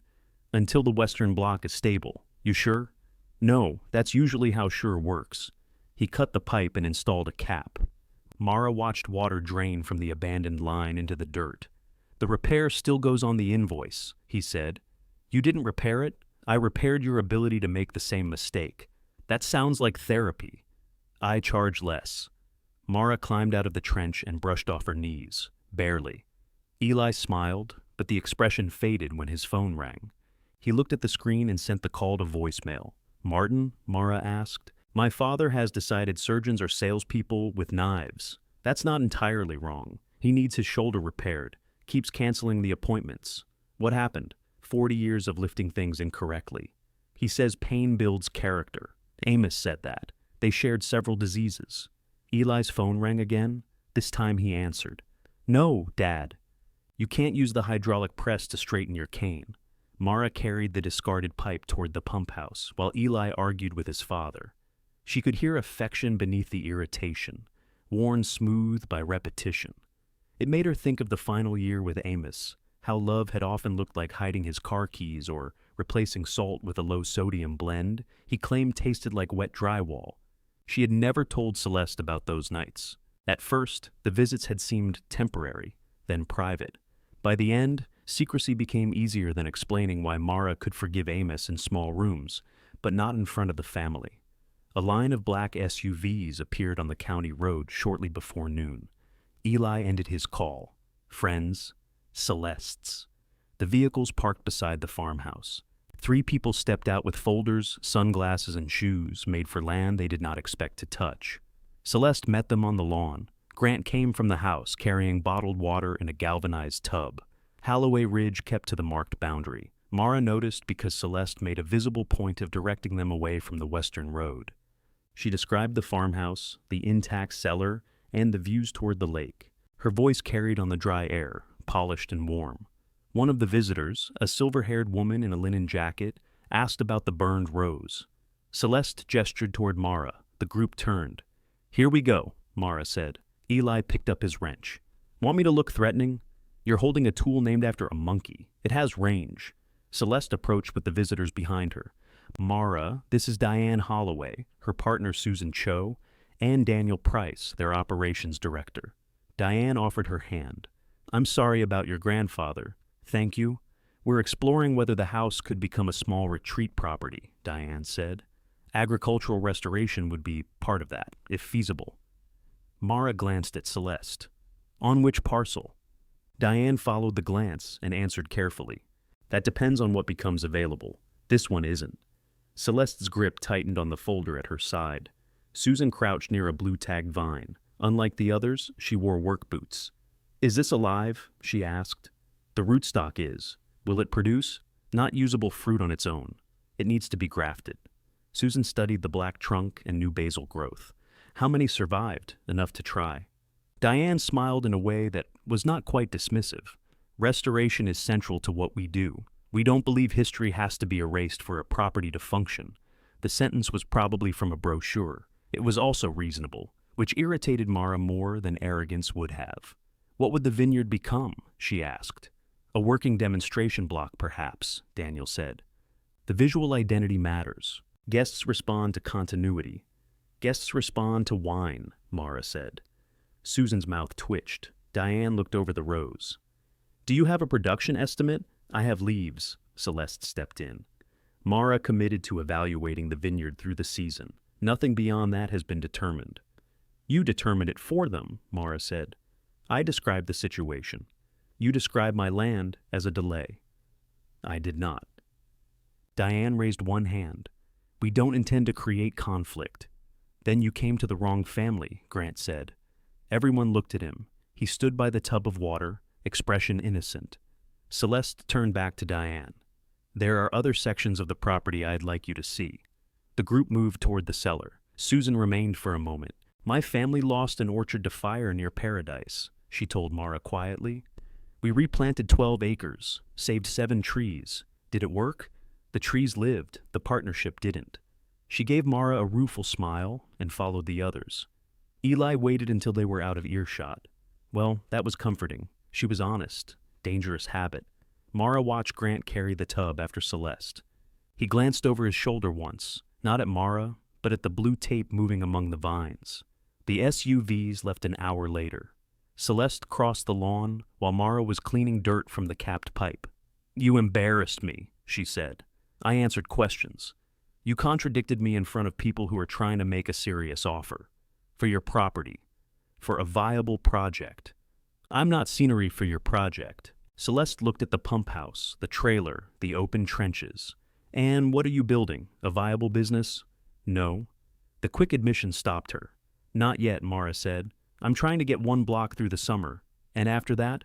I don't know." "You keep saying that as if uncertainty gives you moral authority. It's more honest than promising land that isn't yours." Celeste pressed the folder against her chest. They lowered their preliminary range. Mara had not expected the directness. "Because of me?" "Because they cannot control access, views, or agricultural use." "So, yes, partly." "I'm sorry." "No, you aren't. I'm sorry your offer changed. I'm not sorry I own the reason." Celeste's laugh held no humor. "Do you hear yourself? Constantly. It's exhausting. You get to arrive after years away and make everything about what Dad wanted." Mara set down the pipe. Celeste continued before she could answer. "I handled his bills, his prescriptions, the insurance after the fire. I drove here every weekend while you were building your life somewhere else. I know." "Do you?"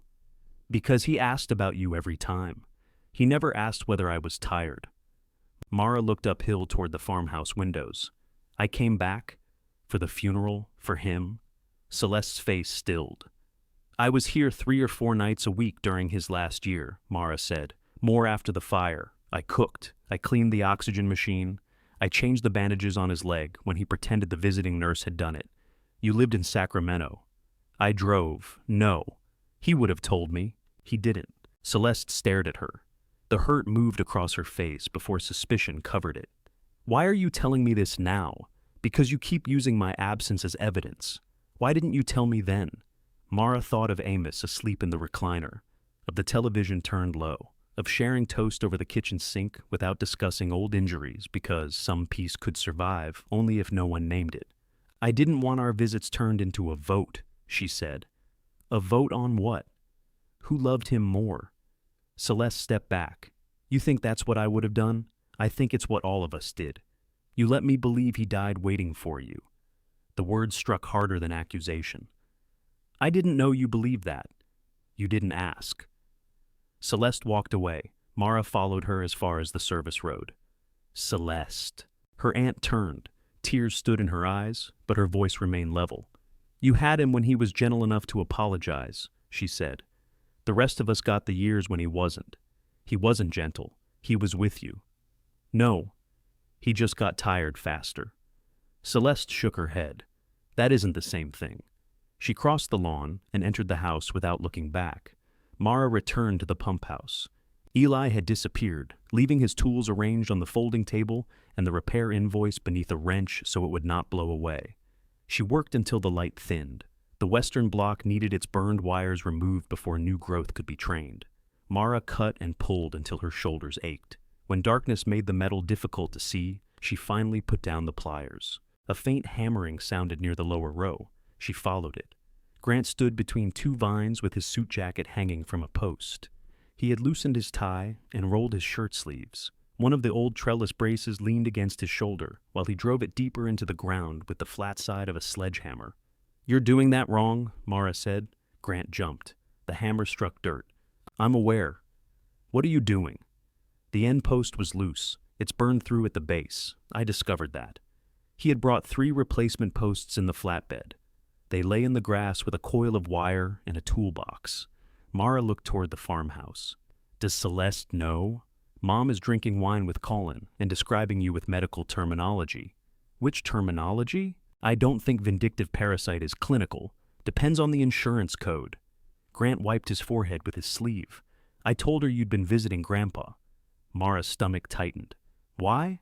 Because she asked if I knew. And I knew you came sometimes. Not how often. Mara handed him the gloves from her back pocket. Grant looked at them. This doesn't fix anything, she said. I know. You don't get to help tonight and explain in October that I imagined it. I know. The brace goes outside the row. I did not know that. He put on the gloves. Together they lifted the burned post out of the earth. Under the black surface, the wood was pale and untouched where the soil had protected it. Grant stared at the clean grain. Some of it doesn't look burned, he said. It still can't hold the wire. He nodded, and they carried it away. They carried the old post to the burn pile and went back for another. Grant worked without skill, but not without effort. He swung the sledgehammer too hard, drove one post crooked, pulled it out, and tried again. By full dark, they had replaced 4. Mara found 2 beers in the trailer refrigerator, which did not cool but had become a useful cabinet. She opened them with the edge of a pruning tool and handed one to Grant. It's warm, she said. So is revenge. They sat on the trailer steps. The farmhouse glowed uphill. Through the kitchen window, Colin passed behind Celeste carrying a bottle. Mara waited for Grant to leave before they noticed him missing. He drank half the beer. Mom said you and Grandpa barely spoke after you moved. We barely spoke for a while.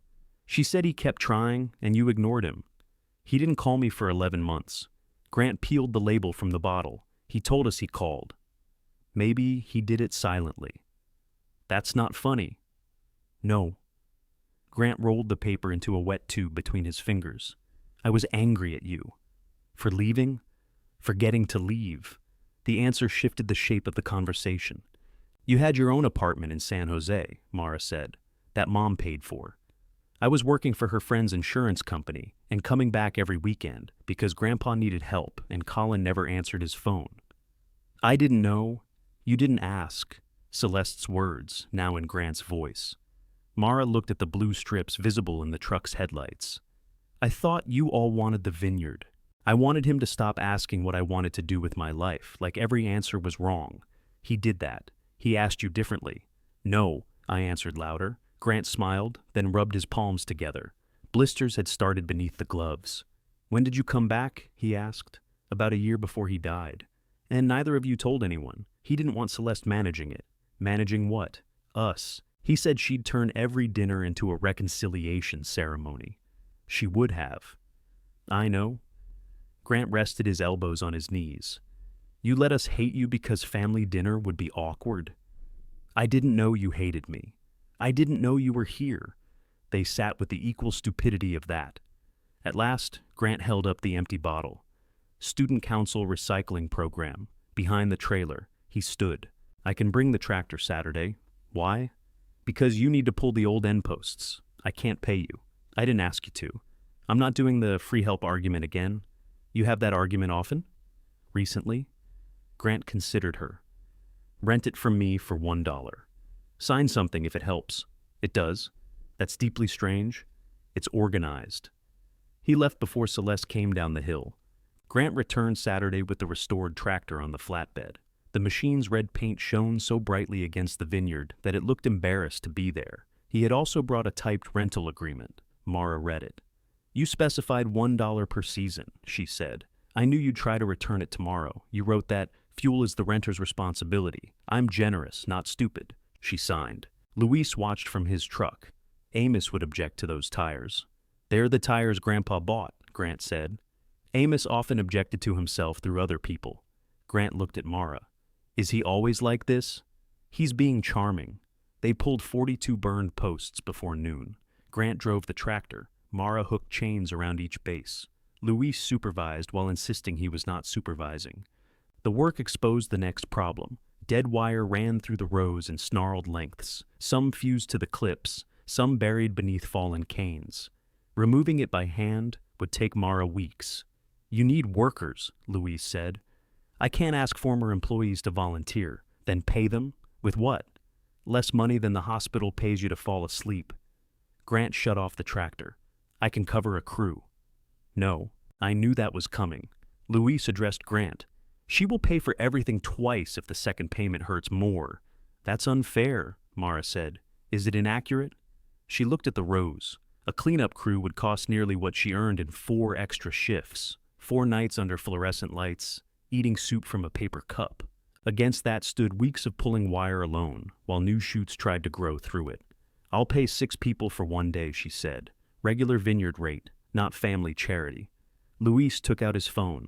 10 people. 6, 8, and you provide lunch. 7, 8. I have already sent the message. The first workday began before sunrise with coffee, breakfast burritos, and more people than Mara had hired. Luis's foreman Rafael arrived with 3 workers from Mendoza family vineyards. 2 former Bellwether employees came carrying their own tools. Nina Graves, who had managed the tasting room for 9 years, brought gloves, wire cutters, and a cash box. "What's that for?" Mara asked. "Lunch money. I'm providing lunch. Then it's a tip jar. There's nothing to tip." Nina looked around at the burned rows. "People will find something." Mara counted 11 workers. "I can only pay 8. 3 of us are staying 4 hours, Nina said. "Same labor total. Don't make that face. I did Bellwether payroll while Amos tried to record wages on a wine-stained calendar." Grant arrived with the tractor. Eli came directly from an emergency pump call, smelling of diesel and carrying donuts. "You're not on the crew list," Mara said. "I'm a vendor." "For what?" "Sugar." Mara tried to keep track of everyone. She assigned rows, marked wire piles, and warned them about living trunks. Luis changed half her assignments. Nina changed the other half and gave Mara a burrito. The vineyard filled with sound. Wire snapped against cutters. The tractor engine rose and fell. Raphael sang off-key until someone threw a glove at him. People called to one another across the rows, using nicknames Mara had forgotten. For years, Bellwether had seemed to belong entirely to Amos, because his voice was always the loudest. With him gone, Mara heard how many other voices had built it. At 10, Celeste came down from the farmhouse carrying 2 silver coffee urns. Conversation quieted. She set them on the folding table. "The kitchen has power." Nina hugged her before either woman could decide whether they were ready. Celeste held herself stiffly, then embraced her back. "I made iced tea too," she said. "It's on the porch if someone can carry it." Grant went uphill without being asked. Mara approached the table. "Thank you." Celeste adjusted the stack of paper cups. "I had supplies. You still brought them. I can take them back." I said thank you. Their eyes met. Celeste looked toward the western rise. "Dad used to make everyone work until 2 before he fed them. He said hunger improves speed. He also wondered why people quit." Mara poured coffee. Nina's collecting tips.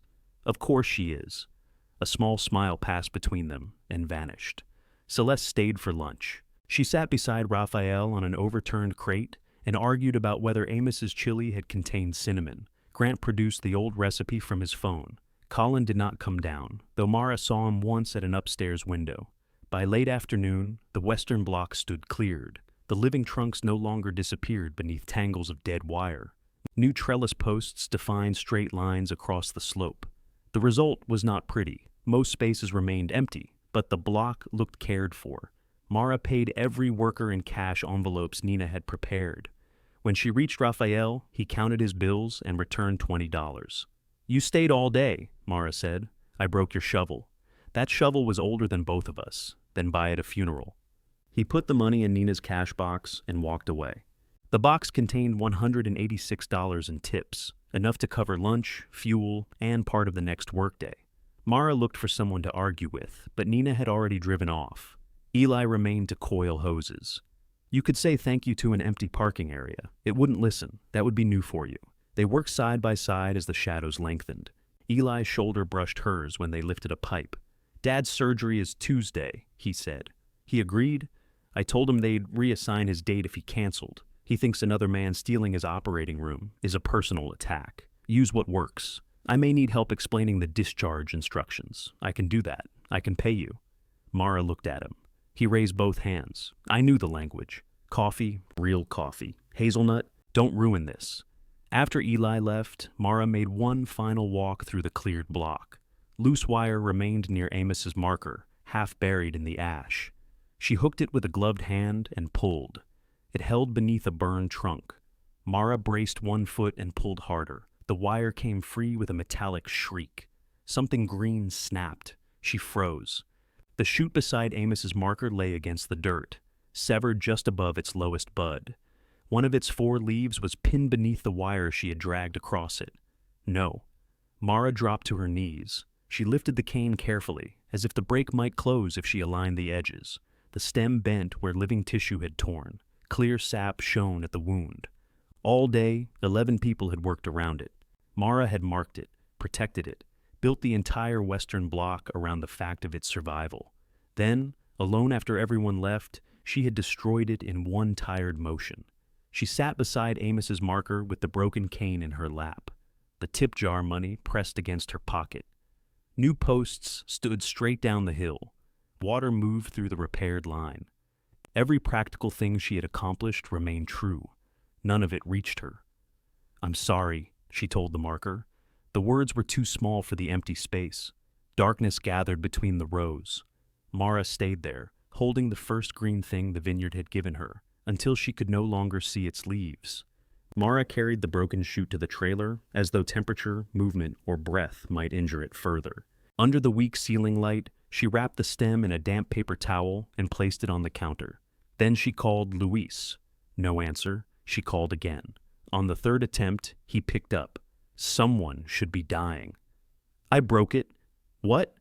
"The shoot by Grandpa's marker. I pulled wire across it." Luis was silent long enough for her to hear fabric rustle as he sat up. "Where is the cane?" "In the trailer." "Did it dry?" "I wrapped it." "How many leaves?" 4. "One is damaged. Put the cut end in water." "Not the whole cane. I will come in the morning. Can it be saved?" "Go look at the root. It's dark." "You have a light." "Luis, go look." Mara found her headlamp and climbed back to the marker. The severed stem rose only 2 inches from the black trunk. She brushed dirt away carefully. "There's a bud below the break," she said into the phone. "Whole?" "I think so." "Then you did not kill the vine. I broke the only growth it had. Growth is not the root. It took months to push that. And now the root has leaves, water, and less work to carry. It may push again." "May." "Yes." Nature continues to refuse contracts. Mara sat beside the marker. Luis's voice softened. "The broken piece has 2 usable nodes," she counted. 3. "Maybe. We can try softwood cuttings. One may root, and if none do, then you save the root you have." "I'm sorry I woke you." "You should be. My wife already thinks Amos calls me from the grave." "You told her?" She answered the first call.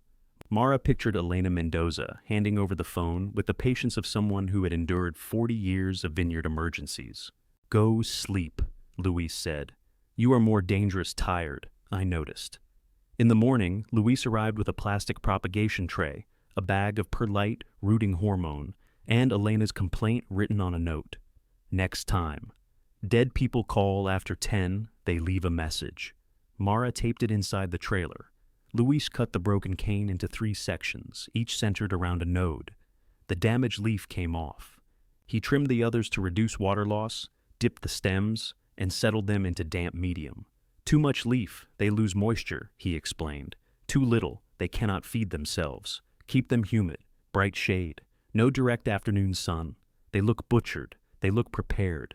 At the marker, he examined the remaining bud through a magnifier. "Leave it alone," he said. "That's all? That is often all. You were bad at it." Mara covered the exposed soil with light mulch, placed 2 stakes around the trunk, and tied bright tape between them so no one could walk too close. Luis watched. "Perhaps add a fence and armed guard. I know a nurse who'd enjoy the work." Before leaving, he moved the propagation tray to his truck. "Where are you taking it?" "My greenhouse." "Your trailer cooks by noon. I can build shade. You can also sleep through watering after a night shift." "They're mine." "Yes." The word did not bend. Mara surrendered the tray. "Send photographs." "Bad ones." "Of course." The lowest bud opened 9 days later. Mara saw the green point before dawn and sat in the dirt to inspect it. She did not touch it. She did not photograph it until the sun rose. Then she sent the image to Luis, Eli, Grant, and Dana. Dana replied, "Is this the expensive weed?" Grant sent 3 exclamation points. Eli wrote, "Told you the root was doing the work." Luis did not answer for an hour. When he did, his message contained 2 words, "Needs water." Mara laughed so loudly inside the trailer that a bird flew out from beneath it.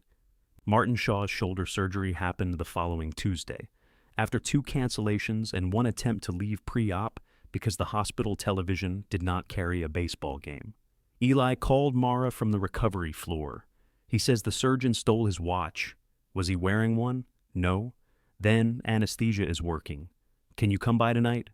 Mara arrived at Martin's bungalow with soup, a dry erase board, and a printed medication schedule. Martin sat in a recliner wearing a sling and the wounded dignity of a man betrayed by his own skeleton. I know how to take pills, he said. Excellent. Explain these. He picked up 1 bottle, squinted, and put it down. The little white one is for pain. They're all little and white.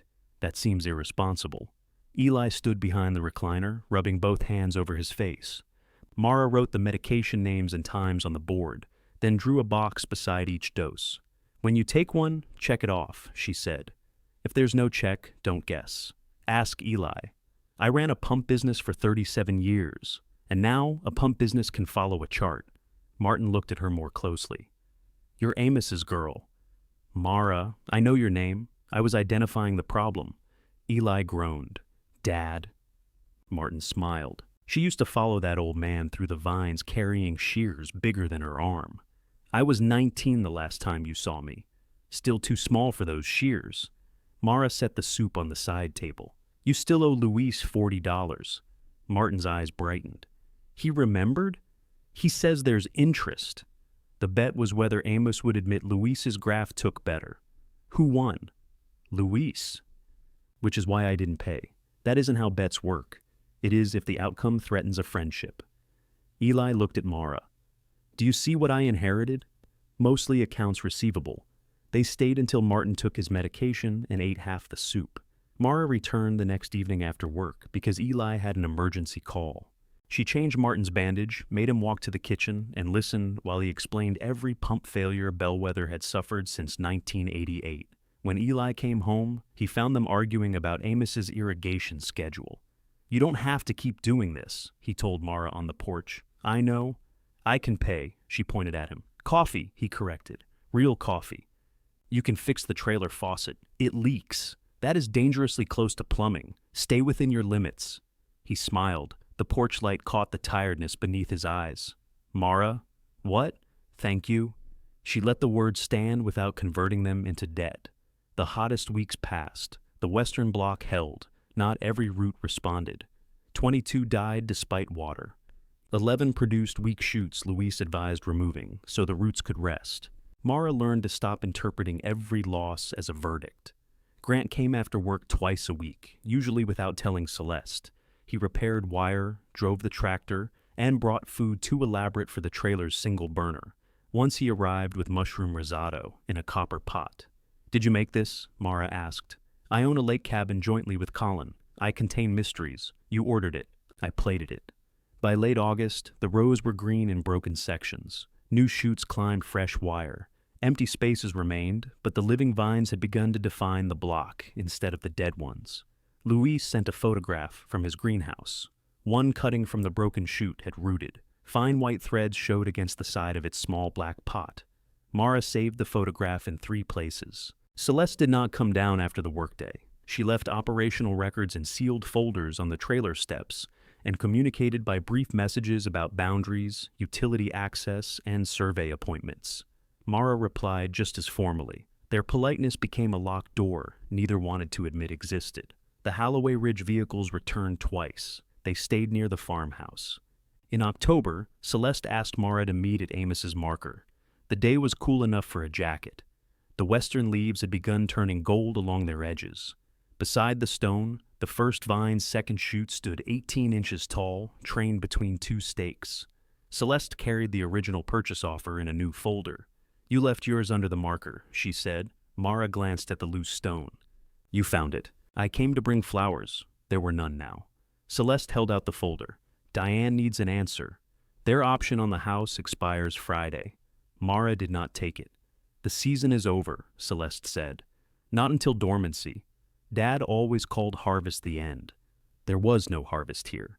Celeste looked across the recovering block. Will there be one next year? No. Maybe a little fruit in 2 or 3.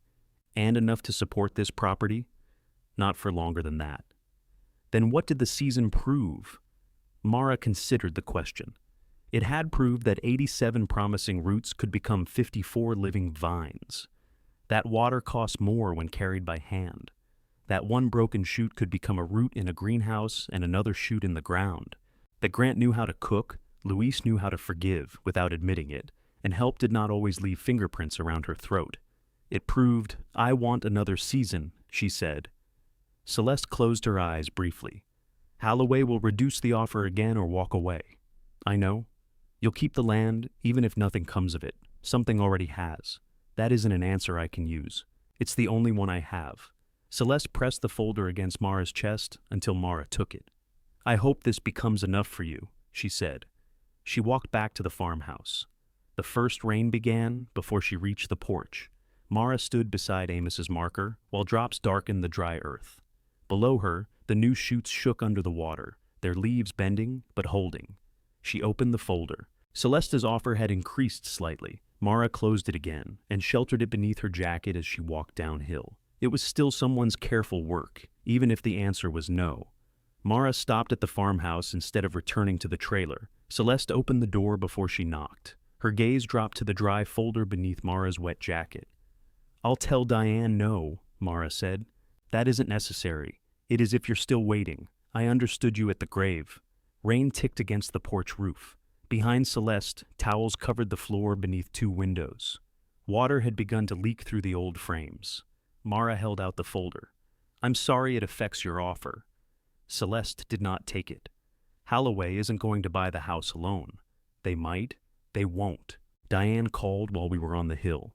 The speed of it made Mara suspicious, then ashamed of the suspicion. Celeste had known the likely answer before she asked. "What will you do?" Mara said. "Keep the house. You hate this house." "I didn't say that. You said the upstairs bathroom smelled like old men and despair." "It does." Mara waited. Celeste finally accepted the folder. "I'll make it work." The words sounded so much like Mara that neither acknowledged them. Colin arrived the next morning and did. He parked the Jeep across the entrance to Mara's service road, forcing her to stop on the county shoulder. When she walked up, he stood beside the hood with his arms crossed. "Move it. You cost Mom a sale. Move the Jeep." She had a cash offer. "For her house and my land. You could have sold and leased back enough acreage to play farmer." Mara looked past him. The western rose shone wet after the rain. "You need to move. What's your plan? Work hospital shifts until you're 60 and pour every dollar into dirt?" "That's between me and 60. It affects everyone." "No, it affects the deal Celeste wanted. It affects the cabin." Mara looked at him. Colin's expression hardened because he had revealed the real subject. "What about the cabin?" "Mom advanced money for repairs. Grant said we'd repay her after the sale. You inherited the cabin. It needed a new roof. There's erosion near the deck. Nothing Grandpa left was as clean as Peter made it sound. So sell it. Grant won't. Then that is between you and Grant. Everything's between everyone in this family. That's the problem." He opened the Jeep door, but did not get in. "You know what Grandpa said when I told him I wanted the bottling equipment?" Colin asked. He said, "At least one of you understands machinery has value." I thought he was proud of me. Maybe he was. He told Grant the tractor was the heart of the vineyard, told Mom the house held the family together, told you the roots mattered. He handed everyone a different sentence and let us turn it into religion. The insight was sharper than Mara expected from him, which showed how little she had expected. "What did he keep for himself?" she asked. Colin gave a bitter laugh. "The right to be missed." He moved the Jeep. Mara drove past, then stopped beside him. The portable generator belonged to the main estate. The hand tools should have stayed with the vineyard. Colin stared at her. "I'm not pretending you were right," she said. "I'm saying you're not wrong about everything." "Generous. It's a family problem." He almost smiled. Winter changed Bellwether from black to silver. Mara cut the dead trunks while the living vines went dormant. Louise taught her to make grafting cuts on discarded wood until she could join two pieces without leaving air between them. He brought drought-tolerant scion selections from blocks that had performed well through dry summers and made her record every graft by row and vine number. "Memory is not a system," he said. "It was Grandpa's system." "Exactly."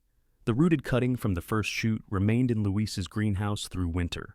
Mara visited it more often than she visited most people. When spring warmed the soil, she planted it in a nursery row below the trailer, where she could shelter it from wind and watch its roots develop another year.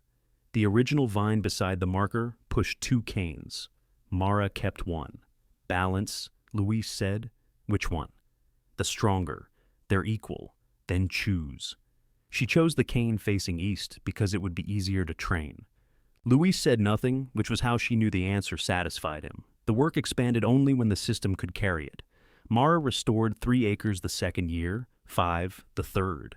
Some blocks were replanted entirely. Others kept old root systems and received new grafts. Luis arranged a machinery exchange with 2 neighboring growers. Bellwether provided paid labor during their harvest weeks. And in return, Mara used their mower, cultivator, and sprayer on scheduled days. Grant's restored tractor stayed in Bellwether's equipment shelter under the $1 lease. Each autumn he printed a new agreement, changing one unnecessary clause to see whether Mara read it. She always did. The second year, he added that the renter must not permit goats in the operator's seat. There are no goats, Mara said. That's why compliance should be easy.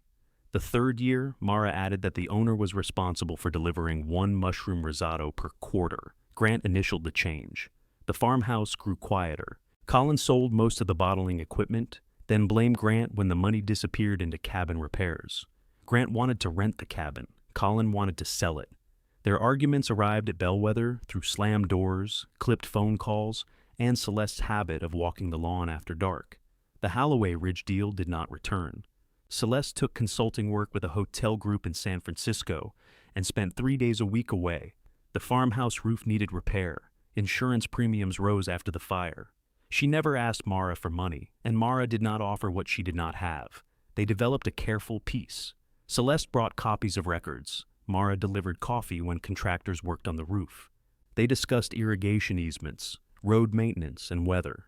They did not discuss Amos's final year.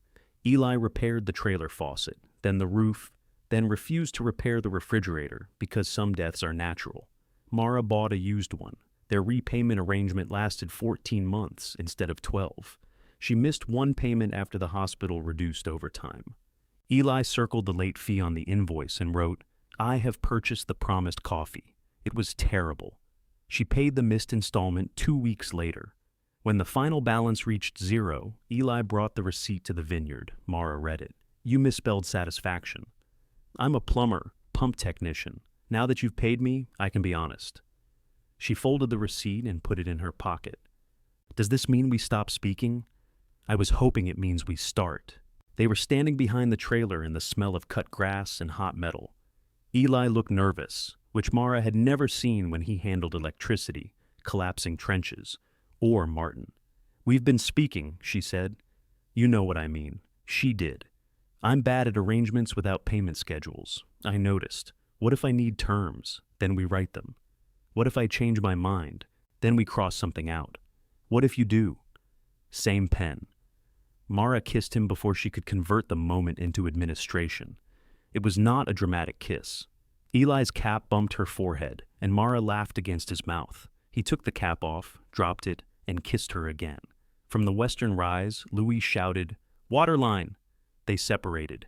Eli looked uphill.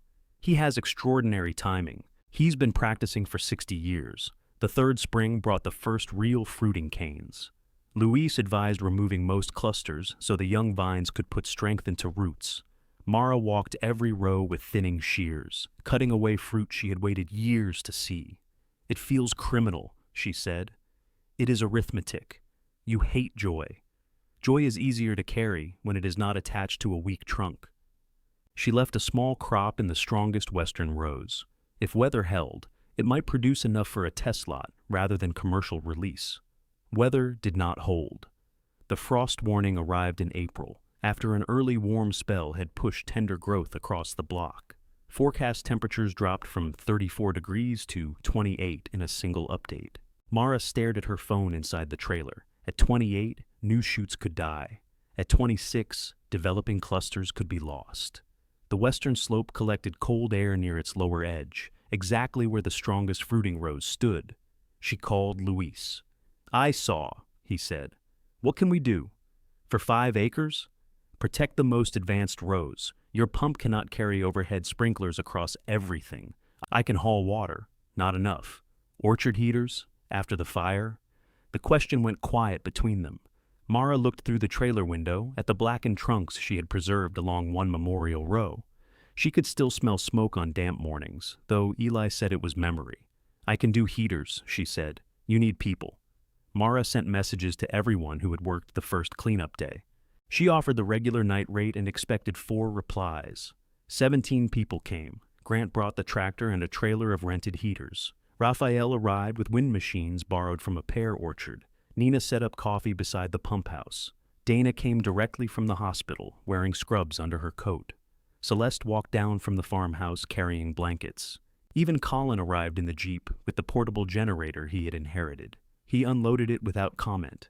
At midnight, the temperature reached 30. Warm air from the heaters moved unevenly through the rows.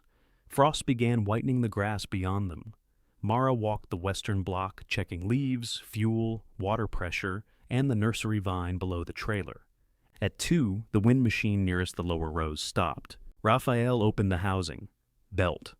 Do we have one? No. The temperature fell to 28.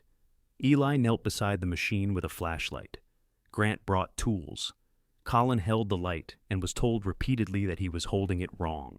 Mara stood among the vines while ice formed along the new wire. The leaves curled slightly at their edges. What do they need? Celeste asked beside her. Morning. They worked until it came.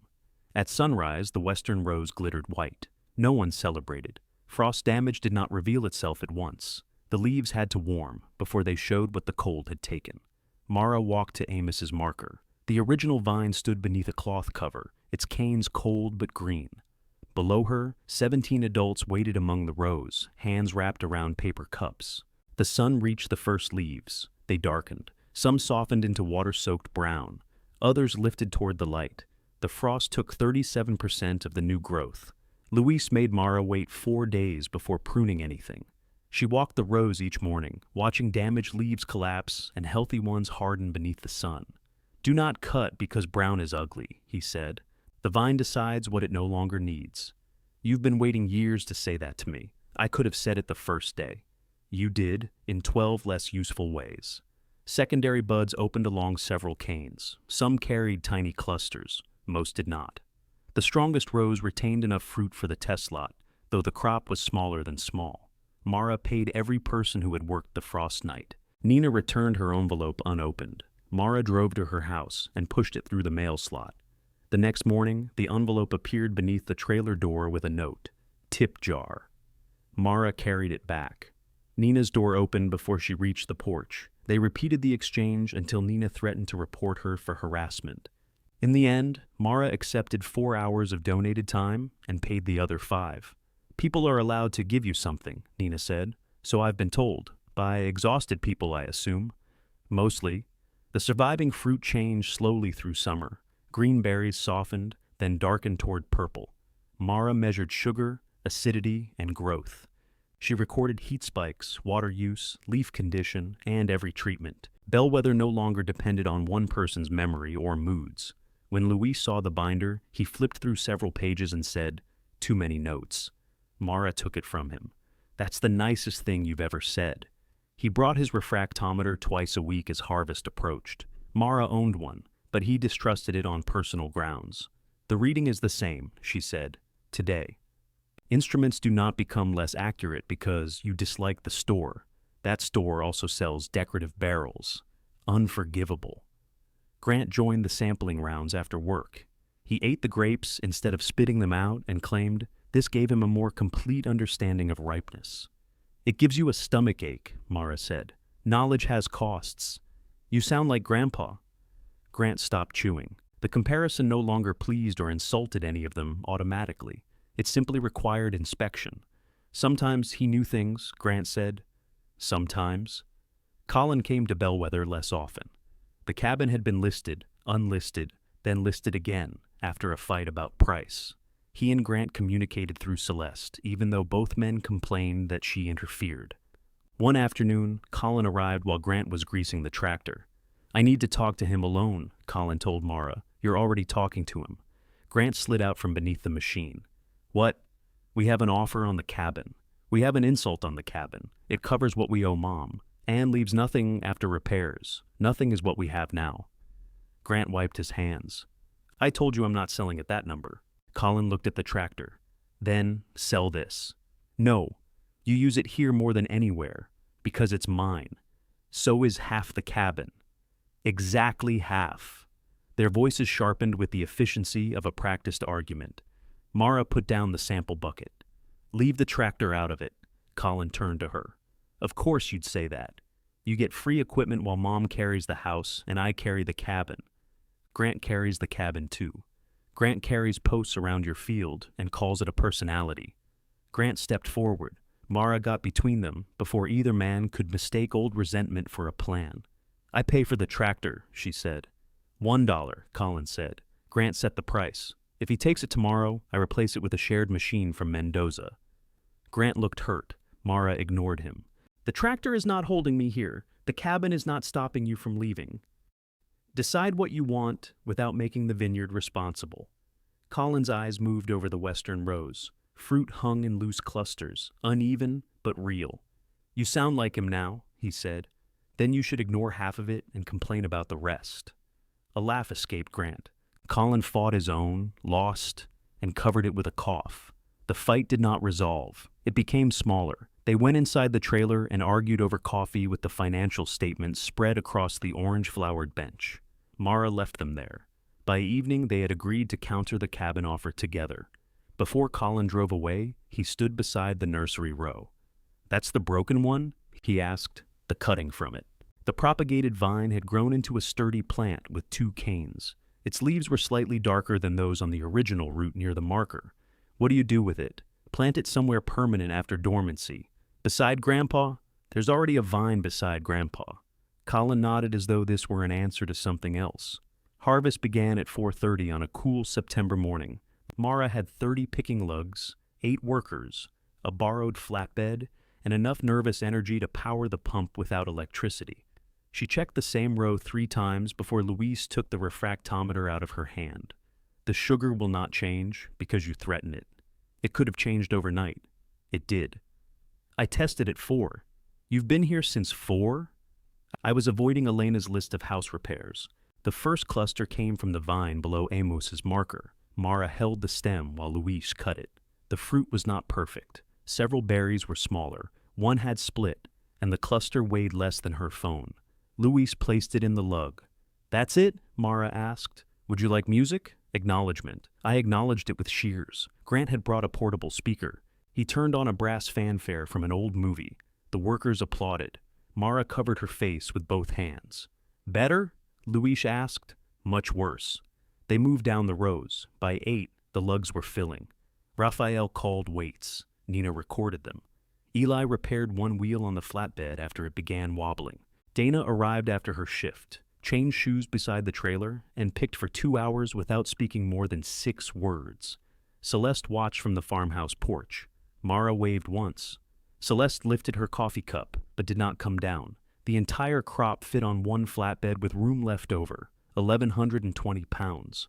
A respectable vineyard could produce that from part of an acre. Bellwether had used 5.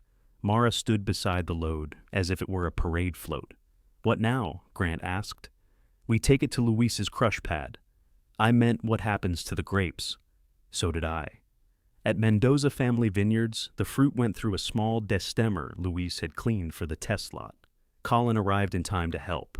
I heard you needed someone who understands valuable machinery, he said. You sold yours, Mara replied, which demonstrates knowledge of market conditions. He adjusted the feed rate correctly on his first attempt. Dark fruit dropped into the bin. Juice stained Mara's hands and splashed her shirt. The smell was green, sharp, and faintly sweet. They filled a small fermentation tank, small enough that Luis called it the teapot. For 2 weeks, Mara came before work and after work to check temperature and perform punchdowns. Luis sent her home twice. Elena sent her home 3 times and packed food for her on each occasion. The wine had good color and firm acidity. Whether it had character or merely damage remained unclear. At the first barrel tasting, Luis poured a sample into 2 glasses. Mara smelled dark cherry, herbs, and something dry she could not name. Smoke? She asked. No smoke taint, he said. The fruit grew years after the fire. I know, I mean the smell. Luis tasted. Stone, tea, char. That sounds like a fireplace. It tastes like the block. He did not say it was good. Mara waited. Luis tasted again. Do not ruin it. From him, it was a medal. The wine needed months to settle. Some days it tasted thin. Other days the structure tightened and the fruit emerged. Mara rejected a label design featuring flames. She rejected one featuring Amos's face. Grant designed a plain cream label with Bellwether West Block in small black letters and the year beneath it. People need a story, Colin said. They can taste first, Mara replied. You're bad at sales. I inherited outside. The line made Celeste smile when she heard it. She had come to Louise's cellar for the final blending trial, her first visit to anything involving the wine.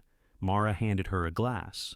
Celeste held it to the light exactly as Amos had in the photograph he hated. Don't make the face, Mara said. What face? The constipated one. Celeste nearly spilled the wine. She tasted twice. It's not his Cabernet, she said. No, he would complain, definitely. Celeste breathed in again. He'd pour another glass while doing it. The first local order came from a restaurant owner who attended the blending trial. 48 bottles, contingent on the finished wine remaining stable. A small wine shop requested 3 cases. Luis warned Mara that scarcity made people enthusiastic, and enthusiasm did not make a business. The orders would not repay the restoration costs. They would cover property taxes, next season's grafting material, and part of a commercial permit. Mara pinned the purchase orders inside the trailer beside Elena's note.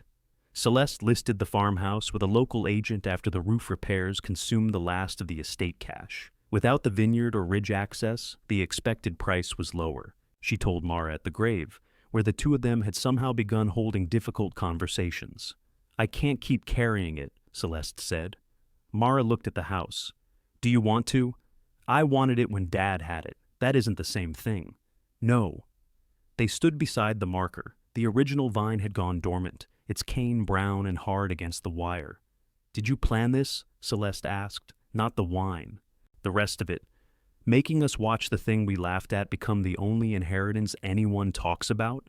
Mara considered lying, because the truth sounded sentimental. I planned to keep one shoot alive. Celeste touched the top of Amos's stone. He left you his grave, and 47 acres of expenses. He left me rooms full of him. The jealousy beneath her words was old and almost childlike, though neither woman was. Mara looked at her aunt. I thought he left you the desirable part. So did I. For the first time, they laughed together without someone else causing it. Mara took an envelope from her jacket and held it out. Celeste's expression closed. I'm not selling you the house. It's not an offer. Inside was an invitation printed on heavy cream paper. First Bellwether Harvest Supper. Celeste read it. Everyone will be there, Mara said. Workers, neighbors. Grant. Colin. If they're speaking by then, you're serving the wine? The first bottles. Celeste looked toward the renewed rows. You want me there? Mara could have made the invitation into victory. She could have told Celeste to come see what had grown from the worthless part, to sit beneath the name she had tried to sell around. Instead, she said, I want you to decide. Celeste folded the invitation along its original crease. Your grandfather hated outdoor dinners, she said. He hated wind in his napkin. He blamed the weather personally. I have clips. Celeste put the invitation in her pocket. She did not answer. The supper required 20 folding tables, 87 chairs, 200 napkin clips, and 3 separate arguments about string lights. The lights should follow the rows, Grant said. They should cross the rows, Colin said. Otherwise, it looks like an airport. You've never been responsible for an airport. I've seen one. Mara stood beneath a ladder, holding a box of bulbs. If either of you falls, Dana is off duty. Dana, arranging silverware nearby, called, I'll watch. That's not the same as helping, Grant said. It is an emergency medicine. Eli came down the ladder with a length of wire between his teeth and moved the lights diagonally. Neither brother approved, which made it the correct decision. The supper tables ran along the western block, close enough for guests to see the renewed vines without sitting in the rows. Blackened trunks remained along the memorial strip at the edge of the gathering, preserved between new green plants. Mara had resisted every suggestion to hide them. At noon, Grant returned with the flatbed carrying Amos's old dining table. Mara set down a crate of glasses. "What are you doing? Mom said you'd need a serving table. That thing weighs as much as the trailer. It contains dense memories." Colin lowered the tailgate. "She said it belongs here tonight." "Is she coming?" Neither answered. They carried the table to the head of the western row. Its surface bore 40 years of scratches, wine rings, and one scorched corner from the time Amos set down a hot skillet and blamed the varnish. Mara ran her hand over it. The family had eaten around that table after harvests, funerals, fights, and days nobody remembered because nothing had gone wrong. Amos had conducted conversations from one end, correcting facts that did not need correction. Celeste had sat nearest the kitchen. Grant and Colin had competed over the chair with the least wobble. Mara had spent half her adult life believing everyone else belonged there more naturally. "Put it in the middle," she said. Grant looked surprised. "Not at the head," Mara added. "There isn't a head." They placed it between the folding tables. The first guests arrived carrying food, despite the invitation's request that they bring only themselves. Elena Mendoza brought 3 trays and explained that instructions written by Vineyard owners had no authority over kitchens. Nina arrived with flowers and old wine bottles. Raphael brought a new shovel with a black ribbon tied around the handle. "For the one we buried," he said. "It never received a funeral. Then this is closure." Martin Shaw came in a pressed shirt with his repaired shoulder, and the cane he had not straightened in the hydraulic press. He gave Luis 2 $20 bills. Luis counted them. "No interest. Interest is for debts between strangers. You have been avoiding me for 15 years. Yes, that makes us family." They embraced with the restrained violence of men who preferred conflict to tenderness. Mara moved among the tables, checking place settings, water pitchers, and the bottles of Bellwether West Block, waiting unopened in wooden crates. There were only 60 bottles for the supper. The rest of the tiny release had gone to the restaurant, the wine shop, and a handful of direct buyers. Every bottle represented more years of work than the price could explain. Eli found her counting them for the 4th time. "No one stole one," he said. "One box has 11. Because Luis took a bottle for the kitchen sauce. He used a finished bottle in sauce. It's his cellar. It was his cellar. You want me to get it back?" Mara pictured Eli approaching Elena's kitchen to reclaim cooking wine. "I'm not paying your medical bills." He took her hand. "Stop counting. I'm hosting 87 people in a field. You hosted 17 people during a frost while everything tried to freeze. That was different. Why? We were too miserable to have expectations." Eli looked over the tables. They came before the wine existed. "I think they'll survive dinner." A sedan turned into the drive. Celeste parked beside the farmhouse and remained behind the wheel for a moment. She wore a dark green dress and carried a pie dish covered in foil. When she approached, conversation changed but did not stop. Mara met her at the edge of the lawn. "You came. I made pie." "That wasn't the question." "I know." Celeste looked at the old table. "Grant told me where you put it." He disagreed. He believes furniture should understand rank. He comes by it honestly. Celeste adjusted the foil over the pie. "The agent held an open house this morning. How was it?" 3 couples admired the view. One man asked if the smell from the vineyard would be a problem. "What smell?" I asked him the same thing until he became uncomfortable. Mara smiled. Celeste looked toward the nearest vines. "There's an offer, not Holloway's number. Enough? Will you take it?" "I think so." The answer should have felt like another division of Amos's property. Instead, Mara saw the quiet relief behind it. "Where will you go?" "I found a townhouse in Davis. Small kitchen, no vineyard smell. That sounds terrible. I'll endure it." Mara reached for the pie. Celeste held on for a second. "Are you going to say anything tonight?" "About what?" "Me. The offer. What we did." "What did you do?" Celeste's eyes narrowed. "This generosity is unattractive on you. I'm thanking people who worked. And the people who laughed. They know. That isn't always enough." Mara looked at the tables filling with neighbors, former employees, hospital staff, contractors, and growers. Grant was pouring water for Luis. Colin had found Nina's cash box and was trying to prevent her from placing a tip jar beside the wine. "I'm not putting the family on trial," Mara said. "Why not?" "Because Grandpa would want to testify." Celeste laughed despite herself. Mara took the pie. "Your seat is at the old table." "Where?"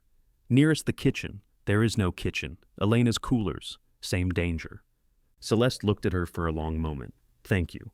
At sunset, everyone sat. The string lights came on above them, crossing the rows in warm diagonals. Wind lifted the tablecloths, but the clips held. Grant quietly removed one napkin from beneath a clip to test Amos's old complaint. It blew into Colin's plate. "Scientific method," Grant said. Colin stuffed it into his shirt pocket. Food traveled hand to hand. Elena's roast chicken, Dana's macaroni salad, Nina's bread, Celeste's pie waiting at the end. The tables bent into conversation. People who had worked Bellwether before the fire told stories Mara had never heard. Raphael described Amos trying to operate a new leaf blower backward. Martin disputed every detail. Luis corrected Martin's corrections. Mara waited until the plates were mostly empty before standing. Her hands shook more than they had during the frost. Eli touched 2 fingers to her wrist. Mara looked at the bottles. "Before we open those," she said, "I need to tell you what's in them." Someone called, "Grapes." "That's encouraging." Laughter moved through the tables. Mara picked up the first bottle, but did not open it. The grapes came from roots the fire didn't kill. Some kept their original vines. Most carried new grafts. The crop was small enough that Luis called the fermentation tank a teapot. "It was a teapot," Luis said. "It had a valve. So does a good teapot." Mara waited for the laughter to settle. "When I inherited this land, I thought keeping it meant proving everyone wrong. That was useful for about a week." Celeste looked down.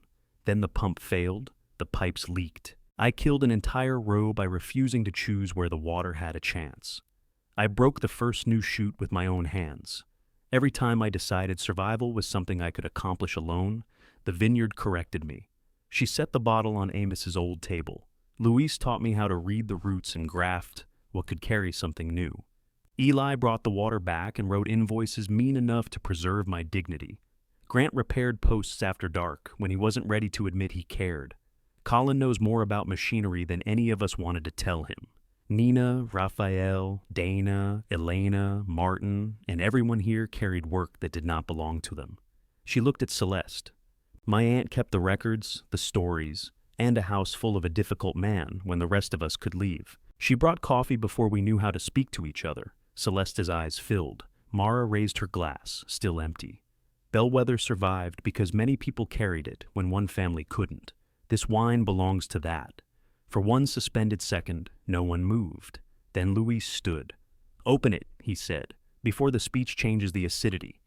Eli pulled the first cork. Bottles passed down the tables. The wine shone dark red in the glasses. Mara watched everyone smell it, which felt far more intimate than watching them drink. Dana tasted first. Her eyebrows rose. "It's actually wine." "You're no longer invited," Mara said. Nina took a sip. "Tastes like cherries and rain on a road." "Stone," Luis corrected. "It's my mouth." The restaurant owner called it smoky, then immediately clarified that she did not mean smoke damage. Someone said black tea. Someone else said cedar. Martin said it needed another year. Elena told him he needed another year. Celeste held her glass without tasting. Mara sat beside her. "What if I don't like it?" Celeste asked. "Then you'll have something in common with Grandpa." Celeste drank. She closed her eyes. "Well," Mara asked, "he would complain." "You said that before. I was right before." Celeste tasted again. "It's better than his last vintage." Luis heard her. Finally, an honest bell. Celeste stood with her glass. Conversation quieted. "I called this vineyard the sentimental piece," she said. Her voice remained controlled, but she held the table with her free hand. "I meant it kindly when I said it, and cruelly when I repeated it. Both times, I meant worthless." Mara did not rescue her from the silence. "I took the house because it looked whole," Celeste continued. "I thought wholeness and value were the same thing. Then I spent 3 years watching Mara work on something visibly broken while I tried to keep every crack in the house covered." She looked toward the blackened memorial row. "My father could make gratitude sound like criticism. I may have inherited that. So, I'll try plainly." She raised her glass to Mara. I was wrong about the land. I was wrong about you. I'm glad you stayed. The toast that followed was not loud. It did not need to be. Grant touched his glass to Mara's. Colin reached across the table and did the same. Celeste sat, breathing carefully through her nose. Your pie is burning, Elena told her. Celeste turned toward the warming oven near the coolers. Why didn't anyone say something? We were waiting for your speech to improve it. The tables dissolved into laughter. Later, after the pie survived and the final bottles emptied, Mara found Celeste beside Amos's marker. The vine there had been pruned for dormancy. Its first mature cane rested along the wire. You didn't leave a glass for him, Celeste said. He'd say it was wasted. He'd drink it anyway. Mara sat on the ground. Celeste hesitated, then lowered herself beside her, green dress gathering ash at the hem. I'm selling the house, she said. I know. I'm not abandoning it. I know. Celeste touched the carved letters of Amos's name. I spent years thinking he chose you because you understood him. He chose me because I came with the land after Mom died. Understanding took longer. He loved you most. Mara looked at her. He needed me differently. Celeste's face tightened. That isn't better, Mara said. It's just different. After a moment, Celeste leaned her shoulder against Mara's. They stayed until the string lights went out row by row. When the rooted cutting was strong enough, Mara planted it beside Amos's marker, far enough from the original root that neither would compete. Louise supervised. Eli dug. Grant brought the tractor even though no tractor was needed. Colin installed a small guard around the vine and charged the family $1. The vineyard remained modest. Mara reduced her hospital hours, but did not leave. Bellwether paid its taxes, its workers, and most years, Mara. Shared equipment agreements became routine. The trailer gave way to a small cottage only after its floor developed a slope nobody could describe as useful. Celeste moved to Davis and returned for harvest with pie. Grant and Colin sold the cabin after accepting an offer neither loved, which may have been the first truly joint decision they made. At the first full family harvest, the propagated vine beside Amos's marker produced a single cluster. Mara stood over it with her shears. Below the rise, Eli and the others called for her. Luis was complaining about the picking order. Celeste had clipped every napkin before setting the tables. Grant and Colin were arguing about music, but without conviction. Mara lowered the shears. She left the cluster on the vine. Then she walked down the hill toward the voices, while behind her, the grapes remained in the light, untaken, unpriced, and entirely alive.